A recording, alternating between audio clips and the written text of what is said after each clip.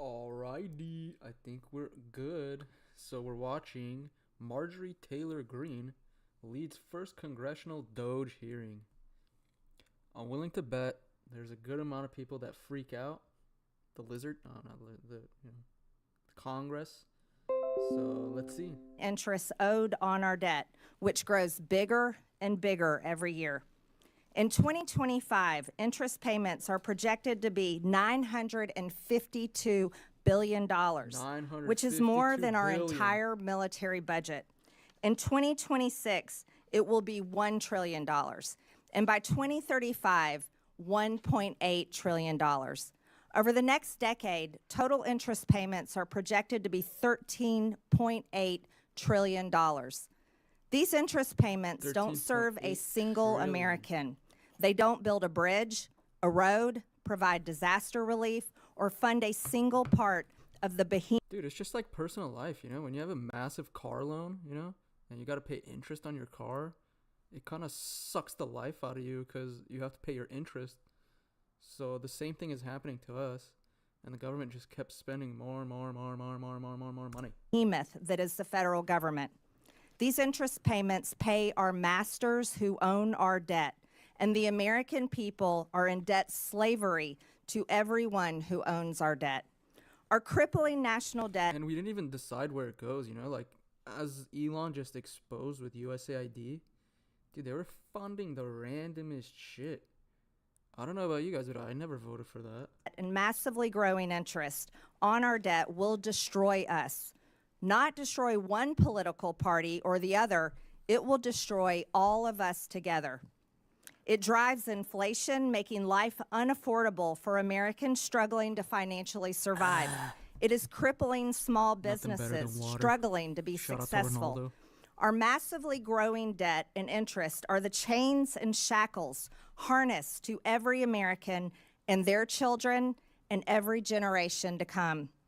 But first, let us be brutally honest about how this massive debt came to be in the first place. It came from Congress and from elected presidential administrations. And I believe enslaving our nation in debt is one of the biggest betrayals against the American people by its own elected government.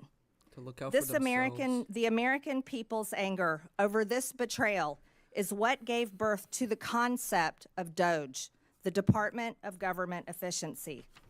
In fact, DOGE became a major part of President. I like this girl's accent, Marjorie Taylor Greene. She looks like somebody I'd like to get a beer with, President Trump's campaign and led to his overwhelming victory in November.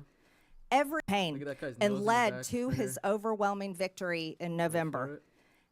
day, Americans go to work. They run businesses. They have to earn their paycheck. No one guarantees it. And if they don't do a good job, they get fired. They also have to pay their bills, credit card debts, balance their checkbooks, and scrap and save every penny they can in order to plan for that rainy day and hopefully retirement one day. Private businesses only survive on hard-earned income by serving their customers so well that their customers pay them for the services and products they consume. If that business fails, its employees lose their jobs and paychecks, and the owners lose their business and everything they risked along with it. Many go bankrupt in this process and lose everything. No one bails them out. They only survive by excellent customer service and smart financial management.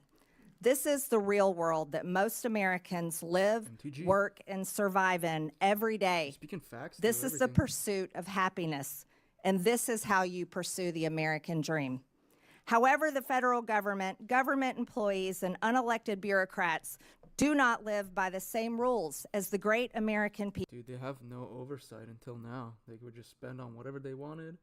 If Trump didn't get elected and put Elon there, we would have never known all this crazy spending on LGB in Afghanistan and funding Sesame Street for ISIS or something.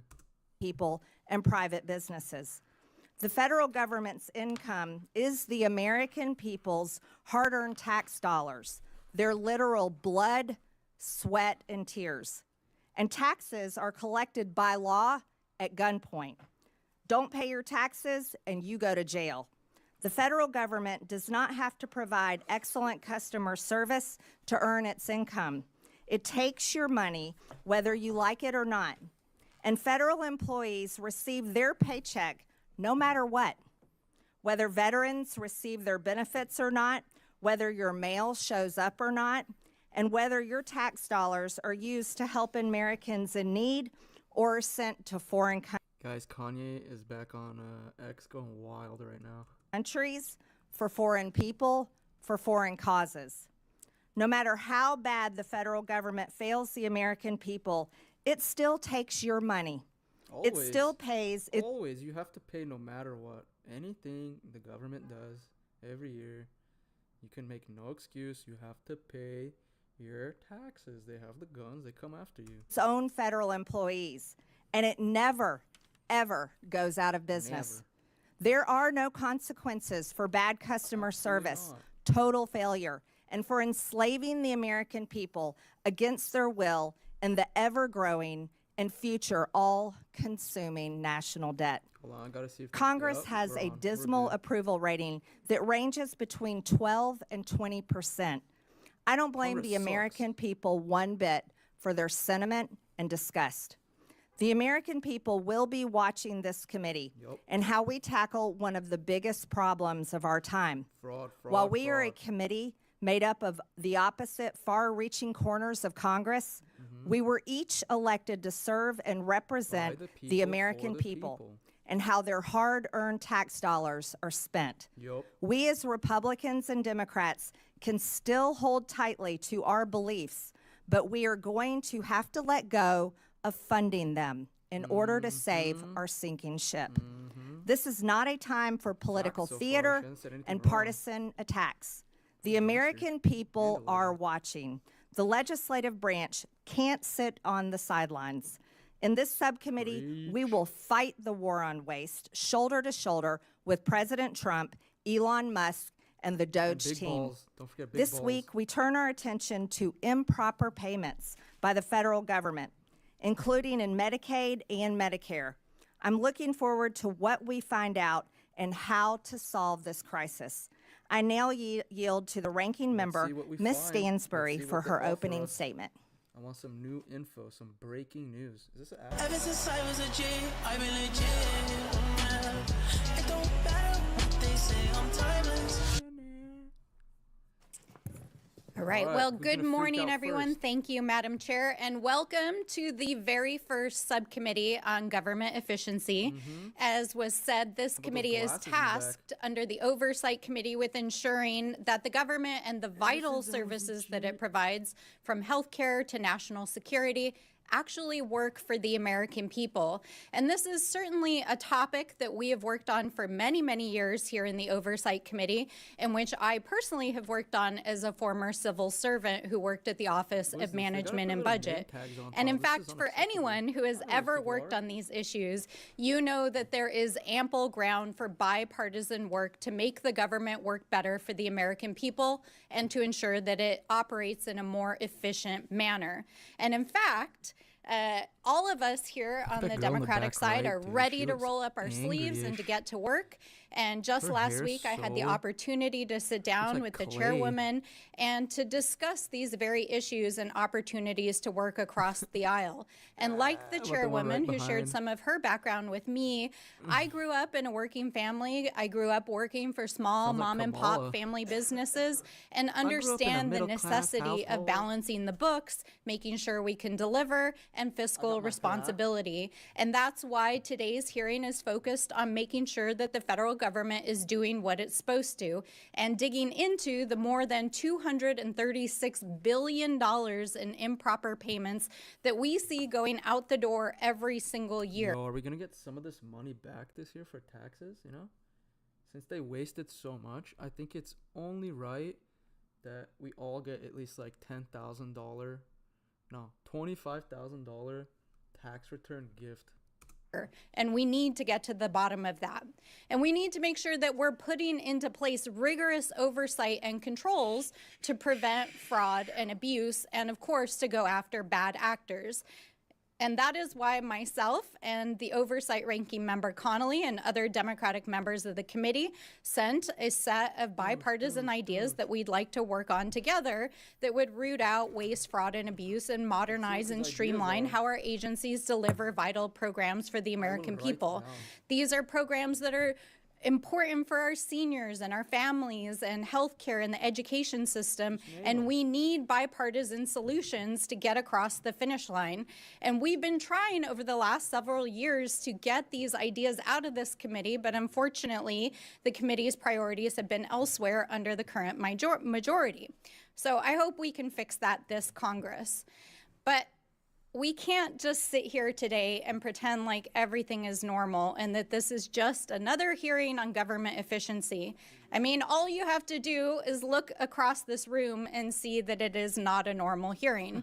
Because while we're sitting here, Donald Trump and Elon Musk are recklessly and illegally dismantling the federal government, shuttering federal agencies, firing federal workers, withholding funds vital to the safety and well-being of our communities, and hacking our sensitive data systems. In fact, while we were here discussing government waste on the House floor yesterday, Elon Musk was standing behind the Resolute desk in the Oval Office with the president, and the administration was making emergency court appeals to try to unlock his team's access to the Treasury payment system, which they claim they are using to study improper payments, which is the topic of this hearing. I don't even care about Trump. I just care. I'm not even kidding. I don't care about Trump.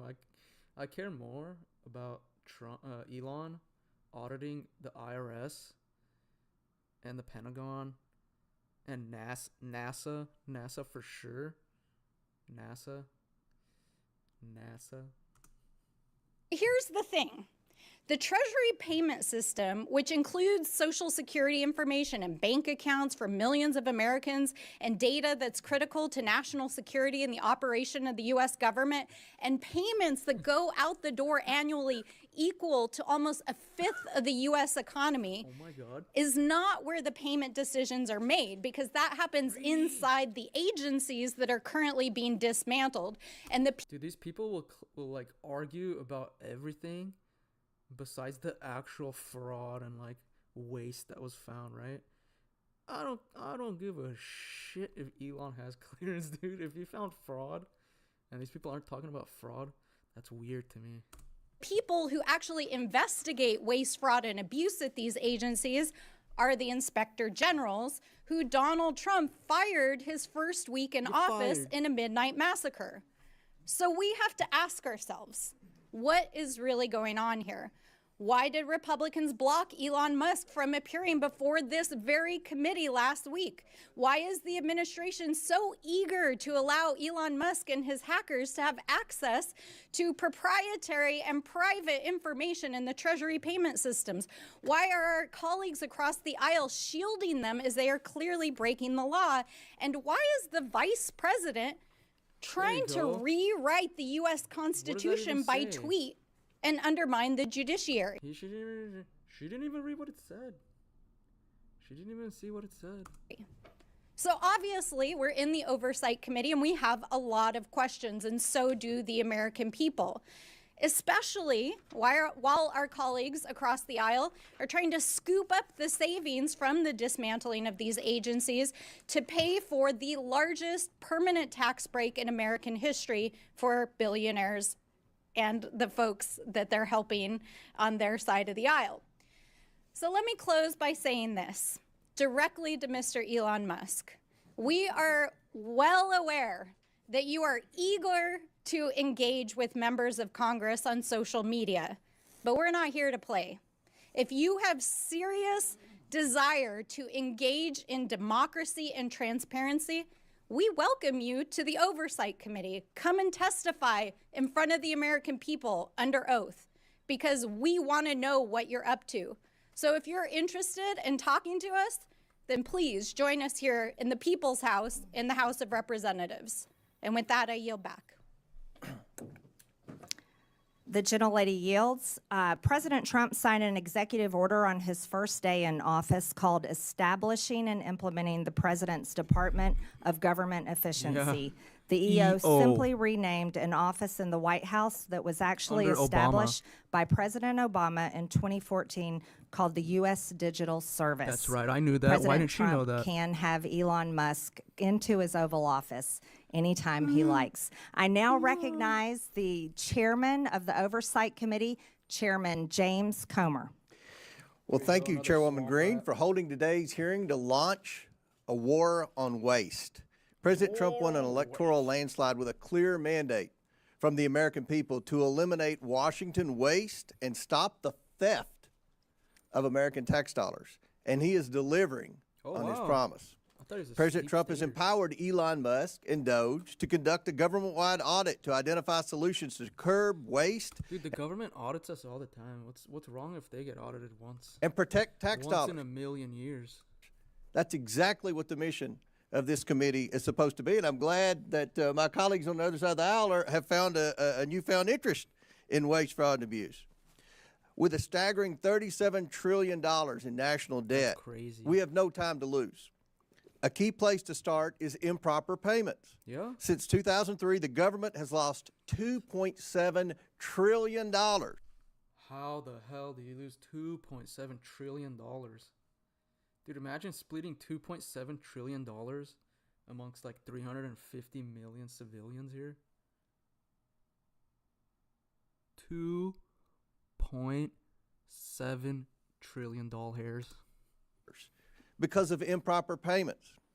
Fraudsters, organized criminals, hostile foreign actors, and even government employees have siphoned money away from those who truly qualify for assistance.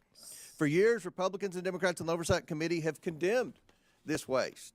But now that DOGE is taking real action, Democrats are choosing to defend the bureaucracy and status quo instead of standing up for the American people. I want to thank Chairwoman Greene for holding this very important hearing, not only to expose the problems, but to find solutions. We stand with President Trump and DOGE in the fight to end waste, fraud, and abuse in Washington. With that, I yield back to Subcommittee Chairwoman Greene, and congratulations again, Chairwoman, on holding this first hearing of the DOGE Subcommittee. Thank you, Mr. Chairman. What even is the point of this? Is it just to like talk to each other on taxpayer dime? Like, I don't get it. Gentleman yields back. I now recognize the ranking member on oversight, Mr. Connolly. Excuse me. Thank you, Madam Chair. And thank you for having this first hearing on DOGE. You know, improper payments is not a new subject. I remember joining Steve Lynch and then Todd Platts, Republican member from Pennsylvania, in my freshman year, talking about improper payments. At that time, improper payments were in the range of $35 billion a year. They're now in the range of $280 billion a year, and times 10, we could cut almost $3 trillion from the debt if we addressed improper payments in a deliberative way, which GAO has called for in the high-risk category for years. We can also, secondly, enforce the tax code. It's estimated that at least $500 billion a year is left on the table uncollected but owed because of lack of resources in the IRS. Again, times 10 is $5 trillion over a decade. And finally, we can modernize federal IT systems, which we've championed for years on this committee. We know that legacy systems alone could save hundreds of millions of dollars a year in operating and maintenance costs. So if we want to be serious about it, let's be serious about it. But the way not to do it is to fire the people charged with the remit of waste, fraud, and abuse, namely inspectors general. President Trump has already now fired 19, including most recently the USAID Inspector General, who dared to warn that we could lose $500 million of food aid because it's in warehouses not being moved because of the funding freeze that was imposed in AID. That's a cost we need to avoid. And for doing his job, that IG was fired. If we want to be serious, we've got to have objective, neutral inspectors general who are monitoring government waste, fraud, and abuse and expenditures. And I think you would find Democrats more than willing partners in that kind of enterprise if we're going to be serious. But a wrecking crew, a wrecking crane, a wrecking ball is not going to do it, and we're not going to support that approach to waste, fraud, and abuse in the federal government. I yield back. Thank you. The gentleman yields. The President of the United States has the prerogative to fire anyone that has overseen $36 trillion in debt, enslaving the American people, and rightfully so. I'm pleased to welcome today's expert panel of witnesses who each bring unique experience and expertise that will be valuable to today's discussion. I'd first like to welcome Mr. Haywood Talcove, the Chief Executive Officer for Government at LexisNexis Risk Solutions, Inc. His commitment to customers' needs allows LexisNexis to develop market-leading solutions that have enabled customers to stop fraud, waste, and abuse. Next, we have Mr. Stuart Whitson, the Senior Director of Federal Affairs at the Foundation of Government Accountability. Stuart was previously a special agent in the FBI, a U.S. Army veteran, and now spends his time at FGA advocating to improve welfare, the workforce, and other policy. Next, we have Ms. Dawn Royal, a certified welfare fraud investigator in the state of Wyoming and director for the United Council of Welfare Fraud. She advocates for investigating and preventing fraud of government benefits and has done so over the past 16 years. Amazing. Finally, we have Mr. Dylan Hetler-Goddett, the Director of Government Affairs at the Project on Government Oversight. Dylan leads advocacy efforts and policy reforms to a wide range of good governance. I thank each of our witnesses for being here today, and I look forward to your testimony. Pursuant to Committee Rule 9G, the witnesses will please stand and raise their right hand.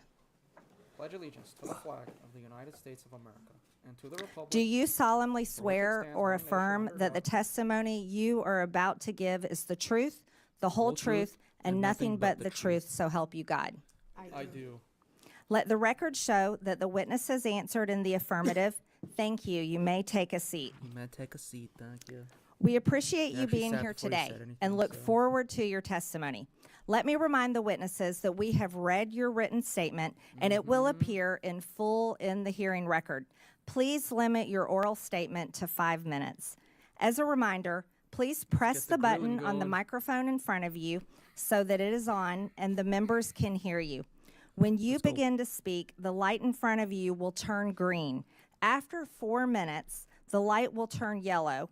When the red light comes on, your 5 minutes have expired, and we would ask that you please wrap up. No problem. I now recognize Mr. Talcove for his opening statement. Let's go, Talcove. Chairwoman Greene, Ranking Member Stansbury, and distinguished members of the committee. For over a decade, a silent war has been waged against American taxpayers, not with bombs or guns, but with data and technology. Outdated government systems permit criminals to access unlimited sums of money. During the pandemic, they stole $1 trillion. 70% of those dollars went overseas. Damn. Shockingly, Overseas? it's just not criminals exploiting the system. It's the flawed system itself acting as the accomplice. If left unchecked, the U.S. government will continue to lead the world in funding cyber criminals. This is a data and technology problem, and it demands a data-driven response. Criminal syndicates have turned benefit programs into their personal ATM machines, exploiting those in need who wait months for benefits that may never come. These ruthless crooks use our money to fund child trafficking, disperse drugs in our communities, and terrorism. For years, criminal networks have stolen personal information from the public and private sector. They exploit real identities to manipulate antiquated government systems, siphoning off billions in taxpayers' hard-earned money. We continue to pay benefits to deceased and incarcerated individuals, direct money to bad actors flagged on the do not pay list, and overlook duplicate. I heard about that. They just automatic accepted every payment, even if it was going to somebody that was on the do not pay list. Social Security numbers by not following best practices. During the pandemic, a simple cross-check of PPP loan recipients against IRS records would have exposed massive fraud and prevented payments to transnational criminals who sold their quote-unquote sauce on the dark web. Sauce? To stop Sauce? this, we must reclaim sauce? control of our systems, not just from the criminal syndicates, but the flawed systems enabling them. Smarter technology, data, and identity verification are not optional. They are necessities to protect taxpayers and ensure aid reaches those who truly need it. Now, the use of AI is fundamentally changing society, but in the hands of criminals, it has become a weapon. Lawbreakers are now using it to supercharge their war on taxpayers. I need an explanation of this. How are criminals using AI? They use AI to create fake identity documents that pass biometric verifications. Bots flood portals with thousands of fraudulent claims per second, and deep fakes that mimic real applicants bypass the outdated NIST 863 standards from 2000. Dude, that's why one of the more important things too is Elon updating our systems. Like, it doesn't even have to be Elon, but we have antiquated old systems from way back in the day. 17. Honest and deserving people seeking access to government benefits suffer through endless application forms that are nearly impossible to navigate. But criminals from Russia, China, and Romania gain access with ease. The private sector has fraud rates below 3%. Meanwhile, the public sector operates at a 20% fraud rate. The solution is clear. It's already used every day to protect consumers. You seamlessly interact with your bank through an app that verifies your identity in milliseconds. There's no excuse for the government to lag if we do. The bank does so good. Why can't the government do that as well? The following. Makes no sense. Number one, implement identity verification on the front end. Criminals should never receive a dime. Eliminate self-certification. No more honor system for billion-dollar programs. And continuous auditing. Keep verifying because criminals never stop adapting. Pay and chase does not work. Of the $250 billion stolen in pandemic unemployment fraud, less than $5 billion has been recovered. The idea in government that you cannot have speed and security is fiction. I urge Congress to consider making the following legislative changes. Number one, update the 1974 Privacy Act to allow for data sharing and matching. Number two, fund a budget for fraud prevention in each appropriation bill. The USDA spends 1/20th of 1% on fraud prevention. Mandate that individuals caught stealing from entitlement programs pay hefty fines and are removed from the program permanently. And finally, eliminate broad-based categorical eligibility. This committee has a choice: continue losing this war against criminal cartels and nation states, or fight back and save $1 trillion annually. Fraud prevention is not benefit prevention.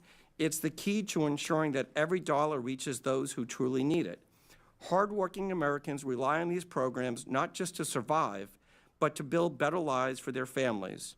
When criminals exploit the system, they just don't steal money, they steal opportunities. Yeah. Stopping fraud. Opportunity cost, like, that also for the green scam stuff, like, I know you can't really get it back, but imagine how much money was spent on, like, climate change and, like, you know, the seashore's gonna rise, and I don't know, just so much stuff that they spent money on.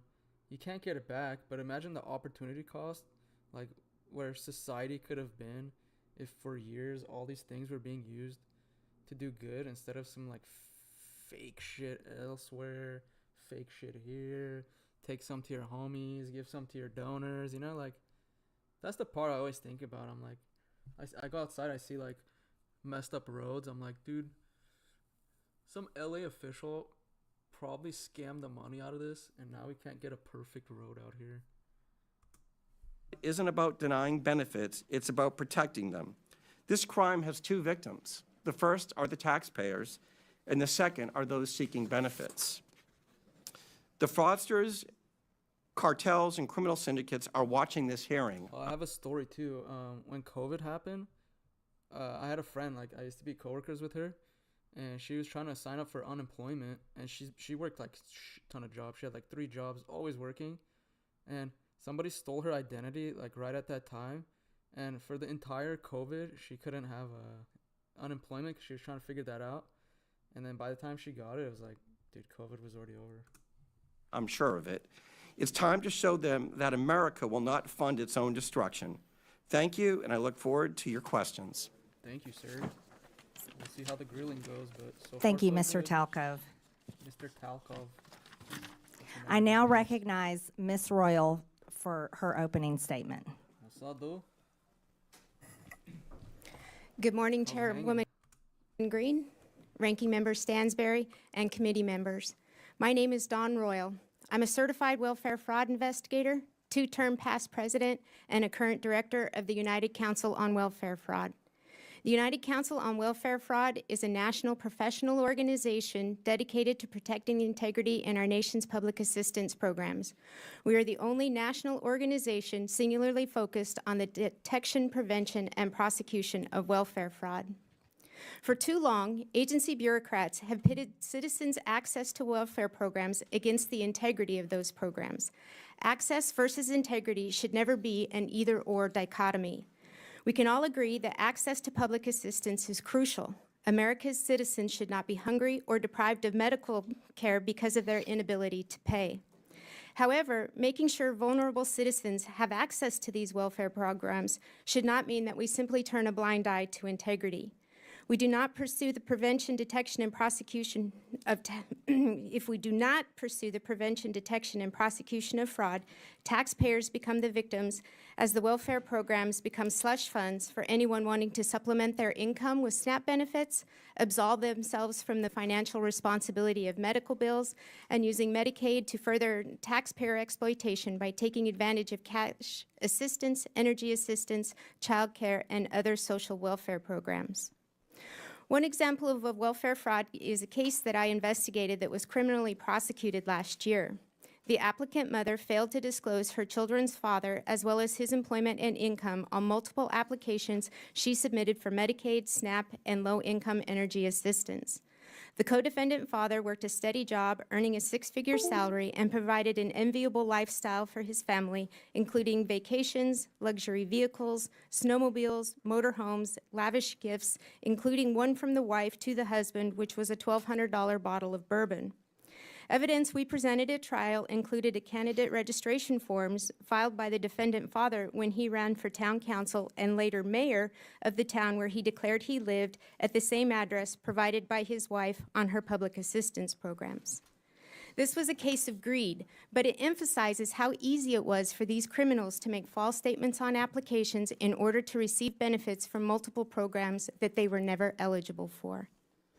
I could spend the rest of my day providing countless examples of how taxpayer-funded programs are exploited, and the message would be the same. Investigators continue to be hamstrung by antiquated regulations, conflicting directives from federal agencies, and the lack of access to technology. Sadly, investigators have also found themselves at odds with the career bureaucrats who recite watered-down facts about fraud in order to promote their political agendas. Specifically, we can look to the career bureaucrats who have historically claimed that the fraud rate in SNAP is less than 1%. The disregard for the value of integrity is evidenced by the less than 1/20th of 1% of the SNAP budget spent on the prevention, detection, and prosecution of fraud. As part of Medicaid unwinding debacle, the bureaucrats specifically directed states that they, and I quote, cannot recover or recoup the cost of services from a beneficiary, even if they have been found after an administrative hearing or criminal proceeding to have committed Medicaid beneficiary fraud or abuse, end quote. Sadly, it is already apparent that career bureaucrats are not being totally transparent as they attempt to protect spending and broken programs. We fail to understand how mitigating the rampant fraud in Medicaid, SNAP, and other welfare programs stands up or strengthens the welfare programs. Fact is, the opposite is true. Ignoring fraud and gaslighting fraud statistics erodes the very foundations of the programs that are essential to their future viability. There are things this committee can do to help the investigators fighting the war on fraud. Number one, eliminate self-attestation in the application process for all programs. Number two, funding for technology that includes identity verification tools that will help prevent fraud. The current pay and chase model is not sustainable. Number 3, immediately implement the National Accuracy Clearinghouse, the NAC, that will provide data to states to prevent duplicate participation in all of the social welfare programs. And 4, allocate direct funding with mandates restricting the use of the funding to the prevention, detection, and prosecution of fraud. In closing, we're at a crossroads. Those of us who have firsthand knowledge of the degree in which public welfare programs are being attacked know that reform is absolutely necessary. Reform to the recipient application process, the billing process in Medicaid, and how SNAP benefits are processed, and how providers and retailers are authorized. We thank you for the opportunity for UCOF to participate in this hearing. We feel that the investigators who are on the front lines fighting the daily battle against the war on fraud need to be at the table and participating in the development of action plans that will make a difference in protecting the programs and defending the taxpayers.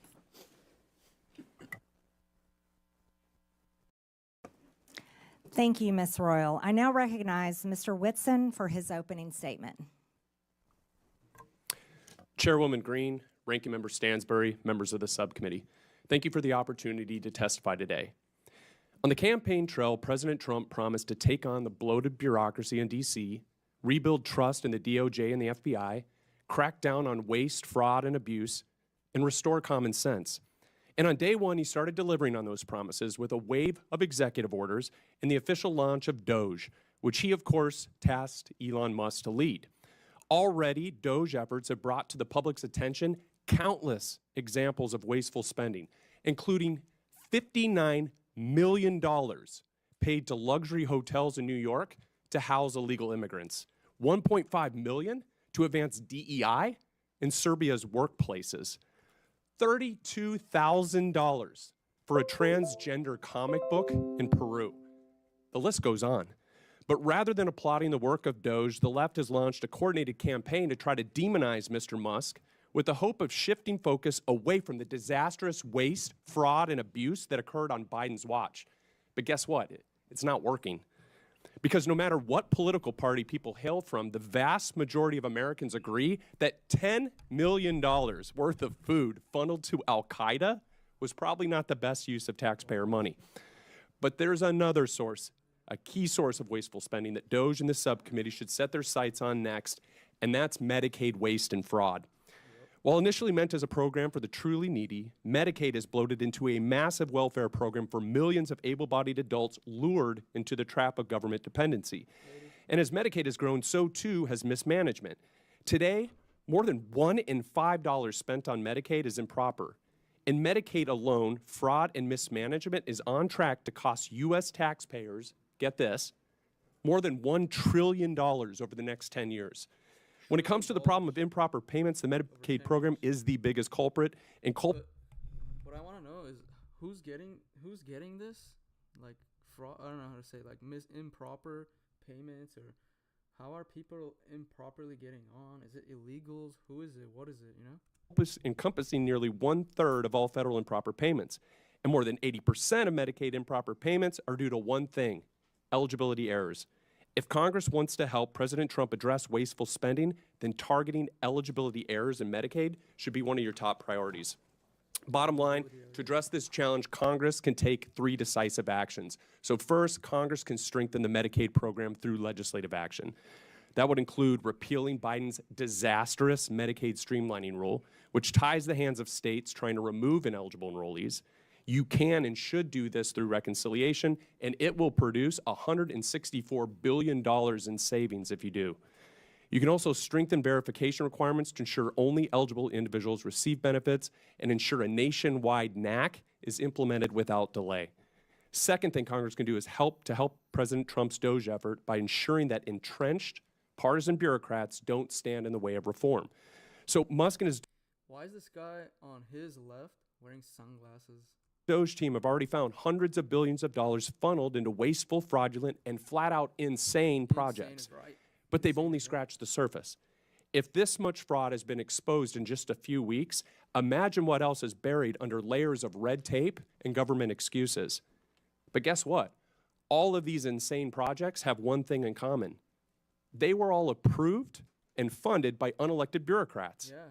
And these and other entrenched bureaucrats are already pledging to fight against President Trump's These are the people freaking out in public. They're the ones that approve this bullshit. efforts to improve government accountability and efficiency. Personnel is policy. And without competent staff to faithfully execute the president's agenda, the DOGE project will fail. And this is where Congress can help. Congress can support the president in carrying out his DOGE effort by making all executive branch employees at will, codifying the president's authority to fire unproductive or insubordinate agency employees as needed. At the same time, Congress can grant the president authority to permanently eliminate vacant positions and consolidate non-essential positions across agencies and departments to help promote efficiency and put the right people in the right seat. The third thing, Congress can make President Trump's DOGE cost-cutting and deregulatory reforms permanent by passing the REINS Act. And so there's only one. We should just get rid of the IRS, low-key. Why just tinker with it? Just get rid of it, axe it, trash it. Big problem with the DOGE effort. Most of its work can be undone by a future president with the stroke of a pen. To make President Trump's DOGE reforms permanent, Congress must act. And the best way to do this is to pass the REINS Act. This would return Article 1 budgetary power of the purse to Congress while promoting deregulation. It would also help lock in the DOGE reforms and cement President Trump's legacy as the most consequential deregulatory and cost-cutting I president. almost care about deregulation more than the taxes, just because, like, I know even businesses, just the regulations for everything have gotten more over the years, right? We haven't had a single year where regulations are like maybe Trump's, but you know what I mean. Generally, it's just more regulation, more laws, more everything. President in U.S. history. The American people are watching. It's time for Congress to act. Thank you, and I look forward to your questions. Thank you, Mr. Whitson. I now recognize Mr. Hetler Goddett for his opening statement. Thank you, Chairwoman Greene, Ranking Member Stansberry, and members of the subcommittee. My name is Dylan Hetler Goddett, and I am the Director of Government Affairs at the Project on Government Oversight, or POGO.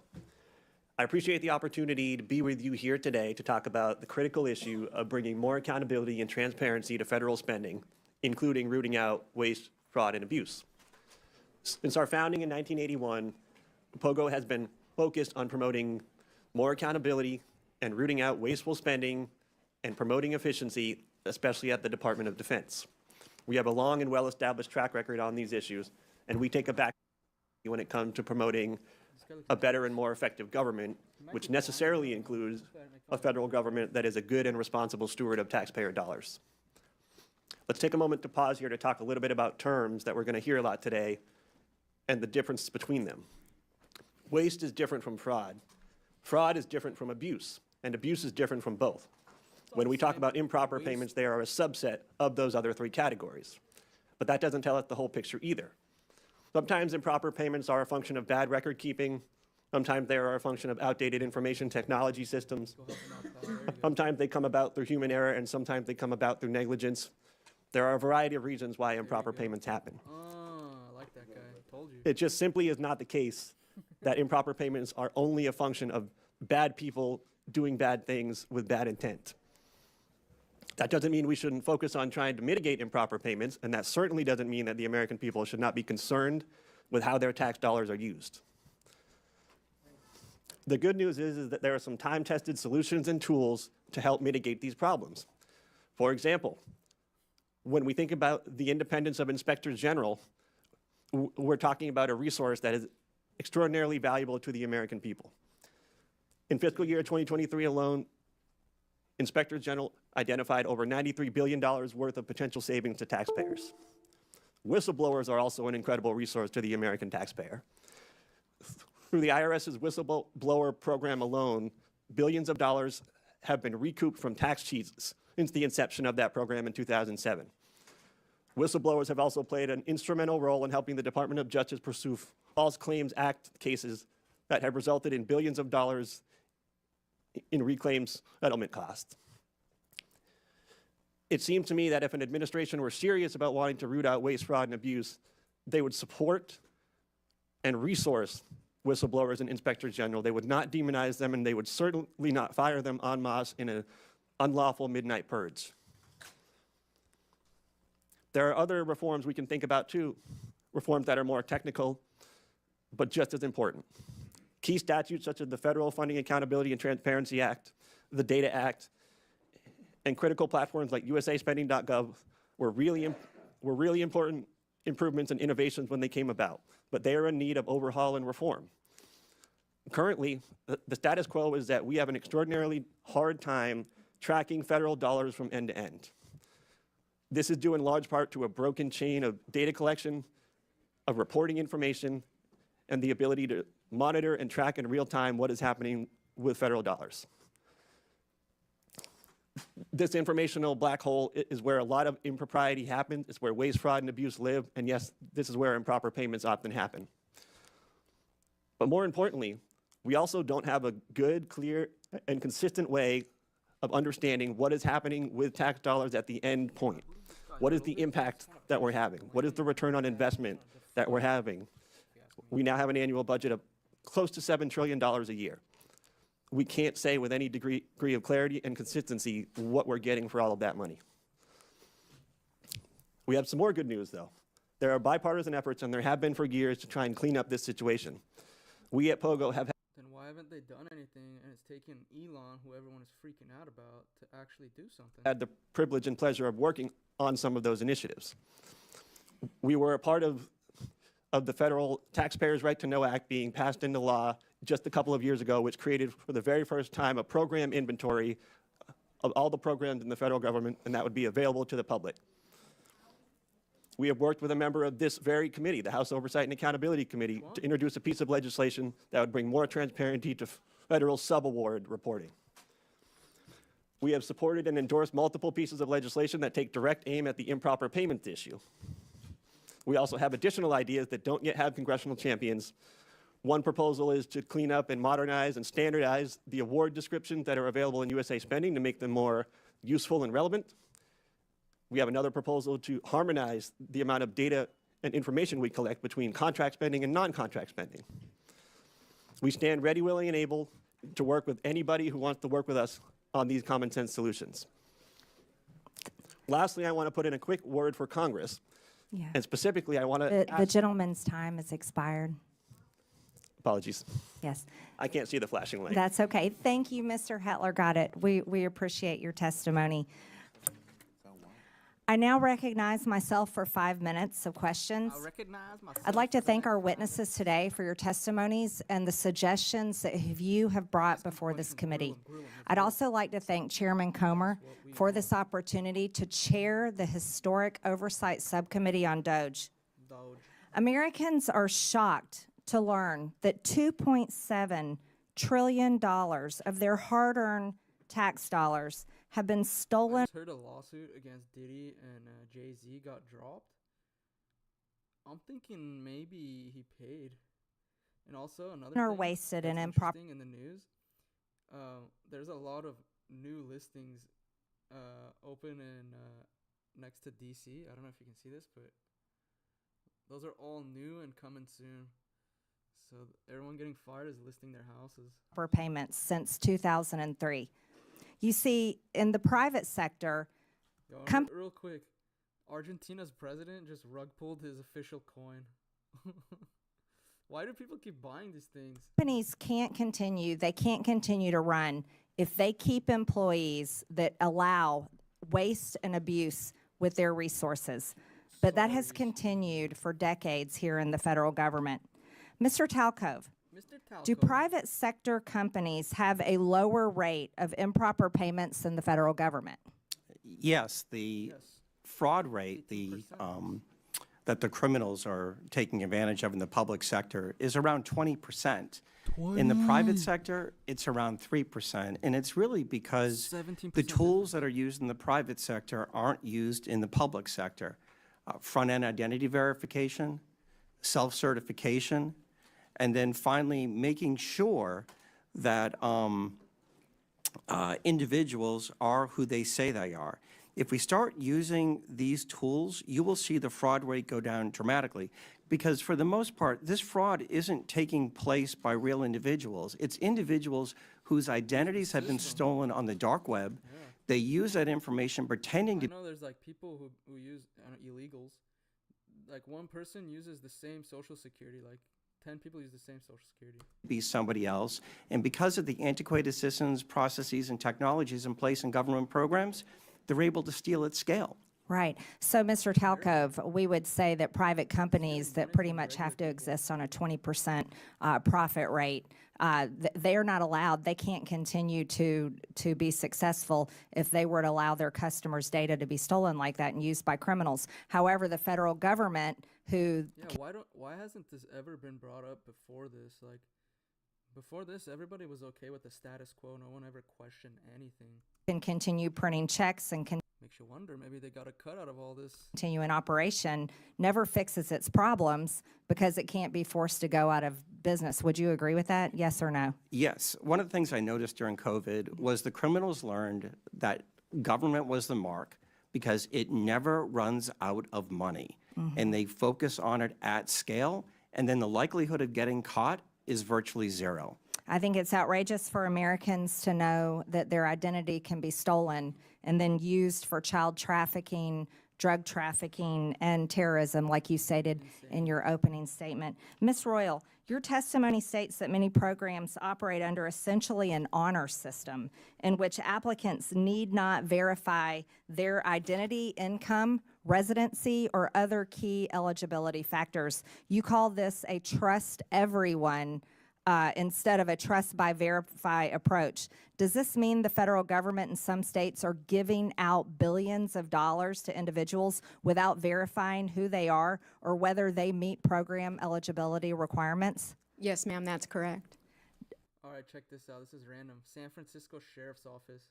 Around 12 p.m. today, 3 men dressed in DOGE shirts and MAGA hats entered various offices at San Francisco City Hall, demanding that employees turn over digital information related to alleged wasteful government spend and fraud. The employees refused their request and called San Francisco Sheriff deputies. Deputies immediately responded, but the individuals had fled the building.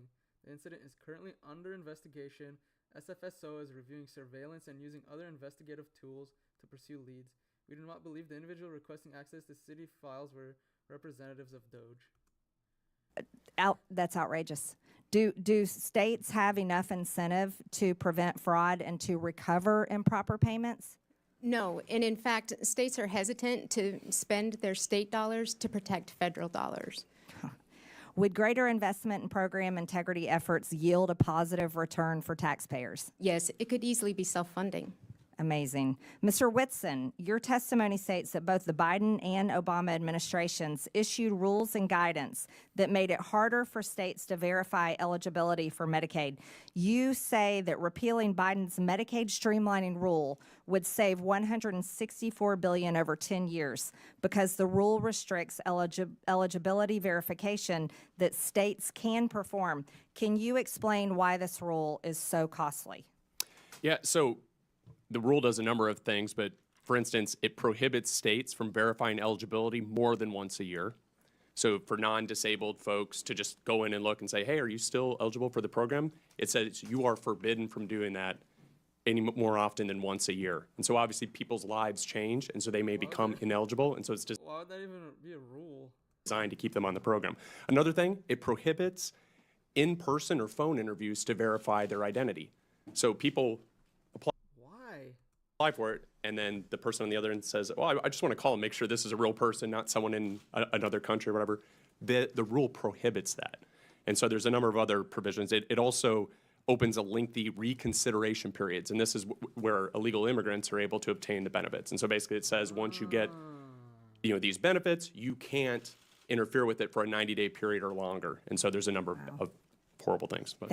So we can't verify if someone is illegal or legal receiving benefits. Just to correct that, yes or no? You have to wait a state has to wait at least 90 days. And actually what we're seeing is it's led some states to wait as long as 13 years. And so on the program. Unbelievable. My time has expired. Thank you very much. I now recognize Mr. Lynch from Massachusetts for 5 minutes. Thank you very much, Madam Chair. First of all, let me congratulate you and also Ms. Stansbury on your new positions. And I want to thank the witnesses for your testimony. We've already heard some good ideas about how to work together, and Mr. Hetler Gaudette, I, for one, would be most open to working with POGO and trying to work on some of the legislative ideas that you have to actually get at some of this waste, fraud, and abuse. Since this is my first opportunity to speak in this new subcommittee as the representative for the 8th Congressional District in Massachusetts, I want to first of all make clear that my primary purpose in seeking appointment to this subcommittee is for the singular and sacred purpose to defend our democracy, which I believe is under attack in this country, and to uphold my oath to support and defend the Constitution against those who might secretly or openly seek its destruction. Make no mistake, this is a moment for representative democracy. This is a test of our resolve. In the coming days and weeks, we will all get to decide whether we stand with a couple of billionaires who, despite their own financial successes, still harbor such grievances in their hearts that after all that democracy has provided to them, they remain animated by the desire to dismantle this democratic government and to punch. How is getting rid of waste considering them a threat to democracy? Aren't they saving democracy by not letting us literally get ruined by our own debt? Down at some of the weakest and most vulnerable in our society. Two men who clearly understand that the easiest way to incite large numbers of people is to use social media to exploit the dynamic forces of hatred and fear. Madam Chair, if we're going after waste, fraud, and abuse, let's start with abuse. Abuse of power. As of yesterday, there were 55 lawsuits under consideration by the federal courts across our nation as a result of Elon Musk's and President Trump's unlawful acts. Many of those lawsuits have already been sustained by the federal district courts and orders have been rendered to undo those unlawful acts. But this is just the beginning, and Congress has an important role to play, and I, for one, look forward to that opportunity. This is a moment of great consequence for our country and for our democracy, and I remain grateful to the good people of the 8th Congressional District of Massachusetts who sent me here. Mr. Hetler Gaudette, again, happy to join you on some of your efforts. POGO has worked very closely with our IG community, is that right, the Inspector Generals? Yeah, that's correct, Congressman. I know your work is very much similar to what we ask our Inspectors Generals to undertake. I want to ask you, what do you think? So in the most recent Okay, I got you. So that blind guy is part of POGO, stands for Project on Government Oversight. This is a nonpartisan, independent watchdog organization that investigates and exposes waste, corruption, and abuse of power, and instances where the government fails to serve the public or silence whistleblowers. POGO has been involved in numerous initiatives related to defense spending, military procurement, and advocating for a more effective, ethical, and accountable federal government, particularly with regards to national security and defense policies. All right, so clearly that guy was not doing his job because there's a lot of waste in the Department of Defense. They have failed like 7 audits in a row. So yeah, that guy is nervous 100,000 million%. Report from the Inspector Generals, and this is the Council of the Inspector Generals, a nonpartisan group on integrity and efficiency in government. They identified more than $93 billion in potential savings. So the first thing that President Trump did coming into office was to fire 17 agency inspectors general. What can you tell us from POGO's standpoint? What does that do to our ability to identify and root out waste, fraud, and abuse? Thank you, Congressman. I would say, to put it simply, it completely undermines our ability to root out waste, fraud, and abuse. Inspector General exists for essentially one purpose, and they were originally created in the immediate aftermath of Watergate, and I think you all probably do not need me to give you a history lesson at all on what happened in the Watergate era. There's a reason they were created at that time, because there was a lot of waste, fraud, and abuse happening, and there were not cops on the beat that were internal, that were independent, that were situated in agencies to be able to find these things and expose them and do something about them. That's what Inspector General exists to do. So it's completely anathema to, I'd say anathema to any stated mission to find cost savings and to root out waste, fraud, and abuse, to fire Inspector General and to undermine them. It makes no sense. Those two things do not add up. Thank you very much. The firings that occurred when President Trump came to office included the Special Inspector General for Afghan Reconstruction, Mr. Sopko. I actually did over 20 trips to Afghanistan working with him. He actually uncovered $4 billion in savings in rooting out American taxpayer waste being conducted in Afghanistan. The IG at the Department of Defense, the agency. The gentleman's time has expired. Okay. Thank you, Madam Chair. I yield back. Thank you. Okay, Appreciate thank you. that. Thank you. I now recognize the gentleman from Texas, Mr. Cloud. Thank you, Madam Chair. For far too long, D.C. politicians have gotten away with measuring their personal value and worth by how much of other people's money they give away. And for far too long, they self-righteously have opined that this spending was for altruistic purposes given out of care and compassion. For far too long, they've been more concerned with looking like they cared than having enough care and concern to actually do the due diligence to ensure that the tax dollars were being used wisely and effectively.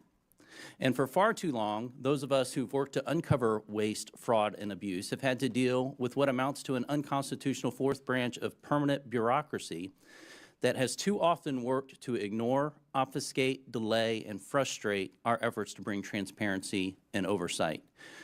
Over the last few weeks, the DOGE effort has begun to uncover not only how massive the waste, fraud, and abuse is, but also the extent at which D.C. politicians and too many obstinate bureaucrats have coordinated to create what is essentially the largest money laundering scheme in history.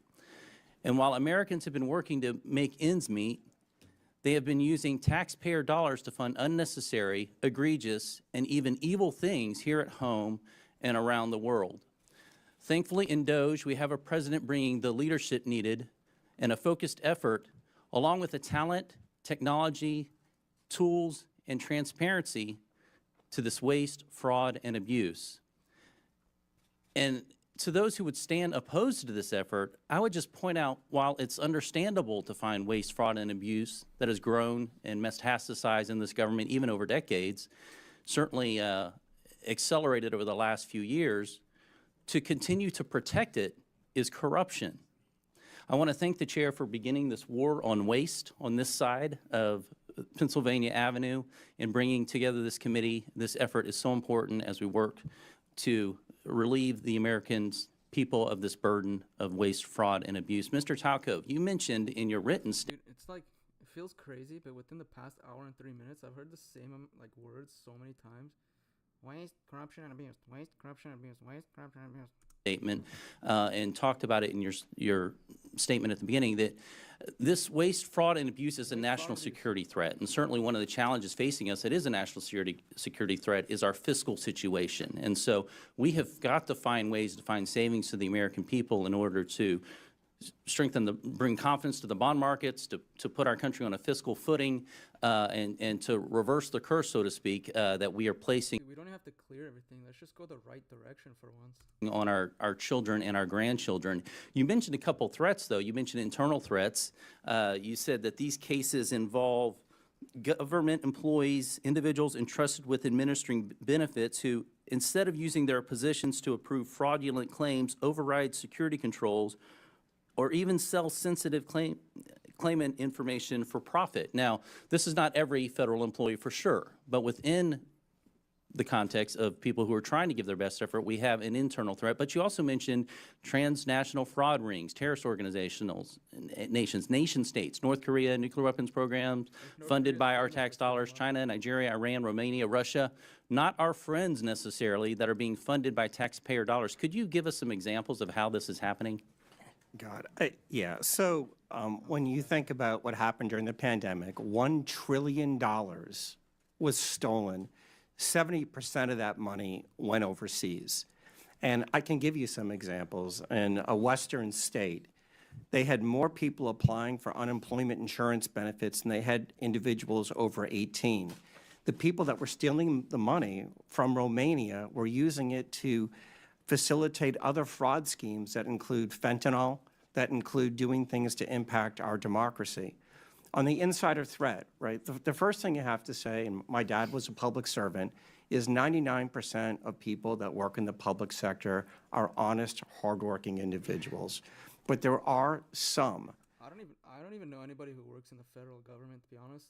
And what you need is data and technology to root that out. There were examples during the pandemic. There were some examples even of last week where people got into the Medicaid system in a western state and stole $50 million.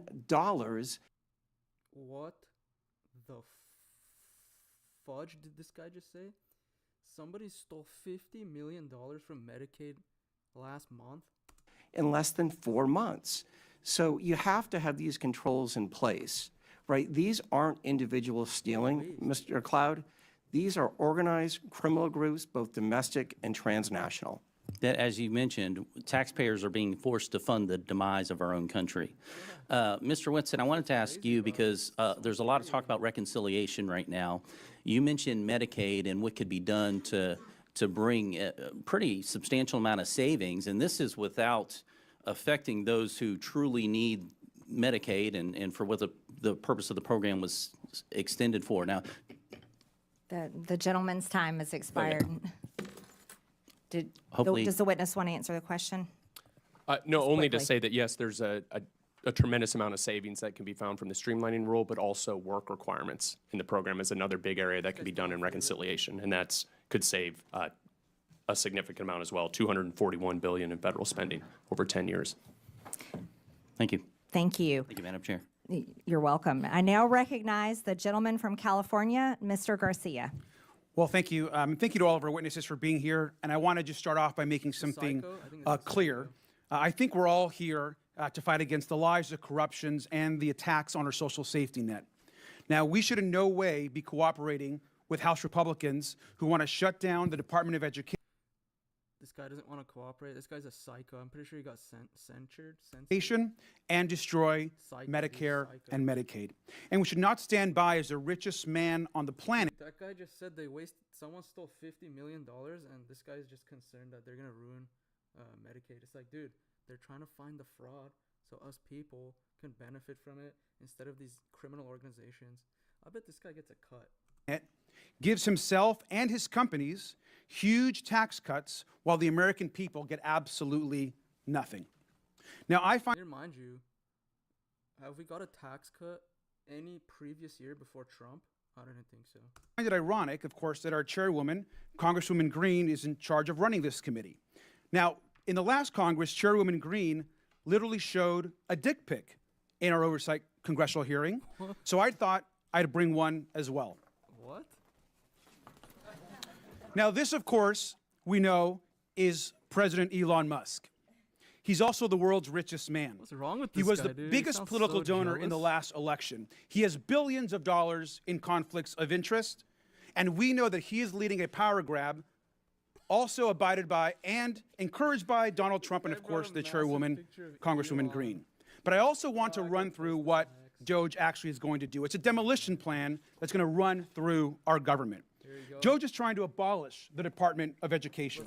That means opportunities denied to kids. It means you're ripping away opportunities for children with disabilities who are dependent on this money. You're also halting medical research, which is also critical, which we have to also stop. The idea that we're going to eliminate or destroy the Department of National Institutes of Health, NIH, is crazy. Let's talk about the Department of Labor.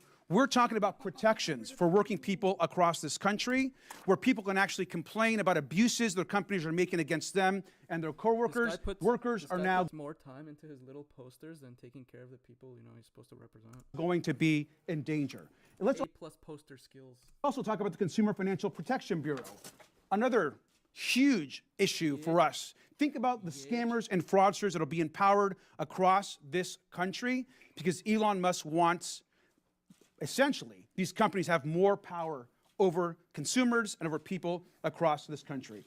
Look at the Centers for Disease and Centers for Medicare and Medicaid Services. That is actually what's being discussed partly today.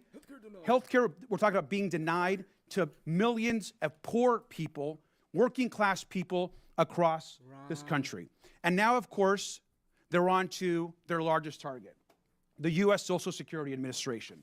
We're talking about the destruction of the actual social safety net in this country. We know that 1 in 5 Americans collect Social Security. Seniors, disabled people.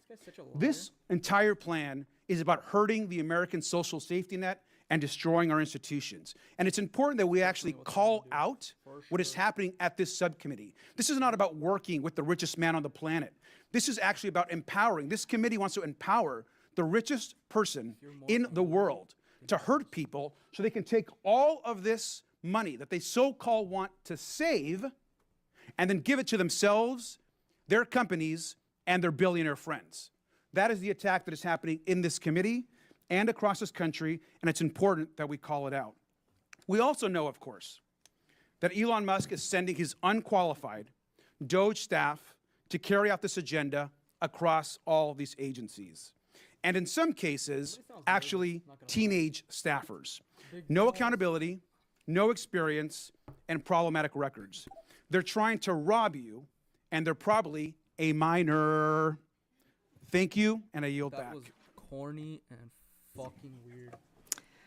Thank you, and I yield back. They're probably a minor. What the Thank you, and I yield back. What the A minor. Thank you, and I yield back. What a fucking weirdo.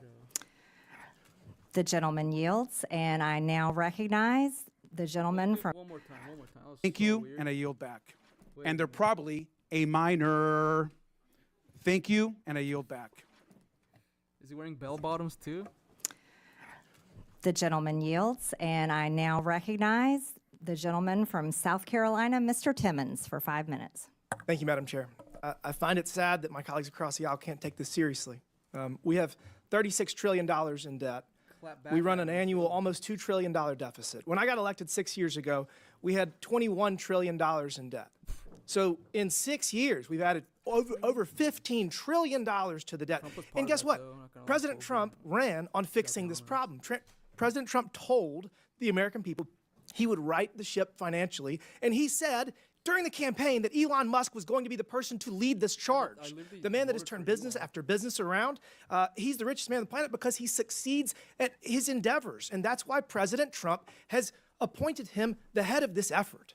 This is a very serious problem, and it's incredibly hypocritical that my colleagues across the aisle are complaining about this because Joe Biden signed his name and wanted the American people to believe that he had the ability to forgive $250 billion with a signature. Guess what? Supreme Court ruled he did not. That's our system of checks and balances.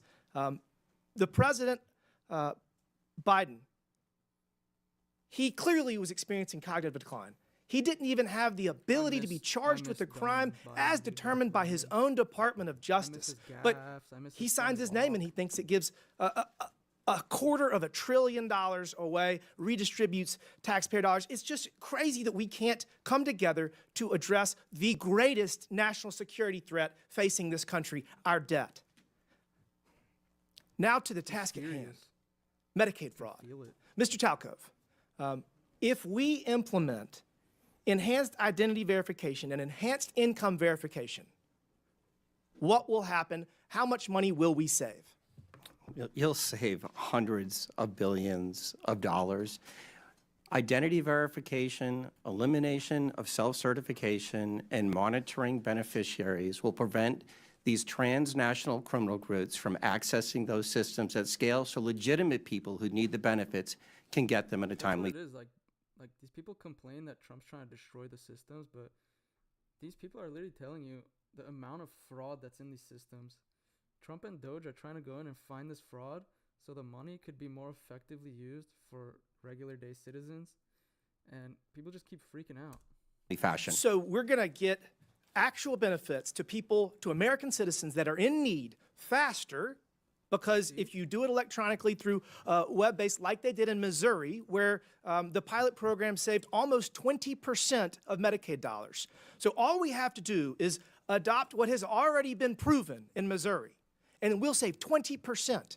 To the people out there listening, we spend almost $900 billion every year on Medicaid. And if 20% of that is saved. That's almost $200 billion. We got a $1.8 trillion annual deficit. We just knocked off $200 billion. Let's keep this train going. The fact that the Democrats are filing lawsuit after lawsuit to impede the efforts. They aren't serious people. They're obviously been abusing the system. Of President Trump to right our fiscal ship is unforgivable. It's unforgivable.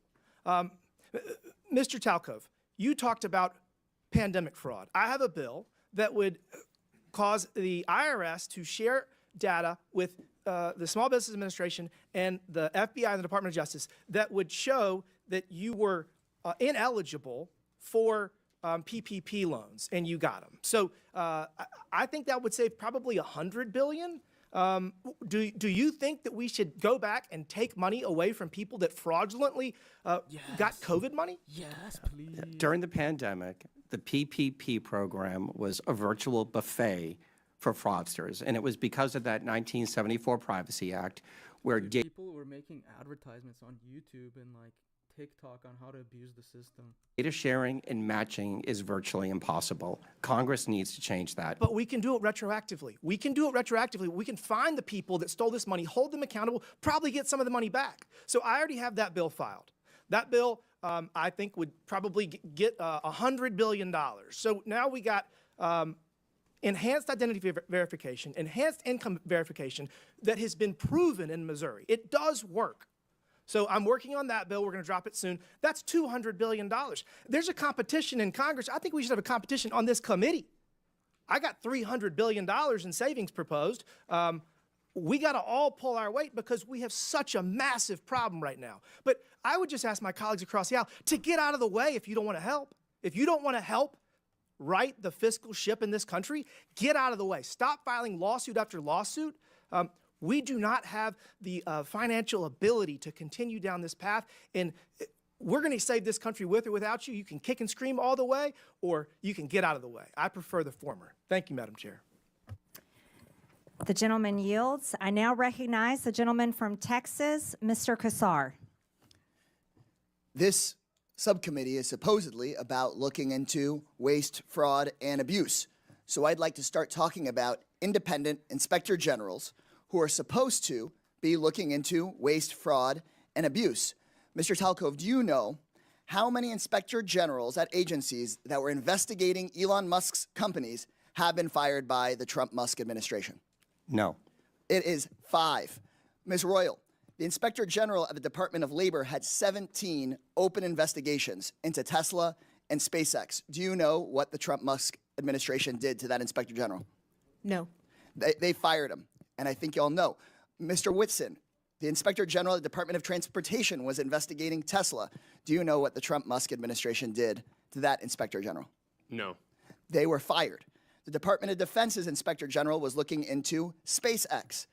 Mr. Hedler, do you know what the Trump-Musk administration did to that Inspector General? I believe he was fired. Thank you. I think everybody on the panel knows what the answer to these questions were.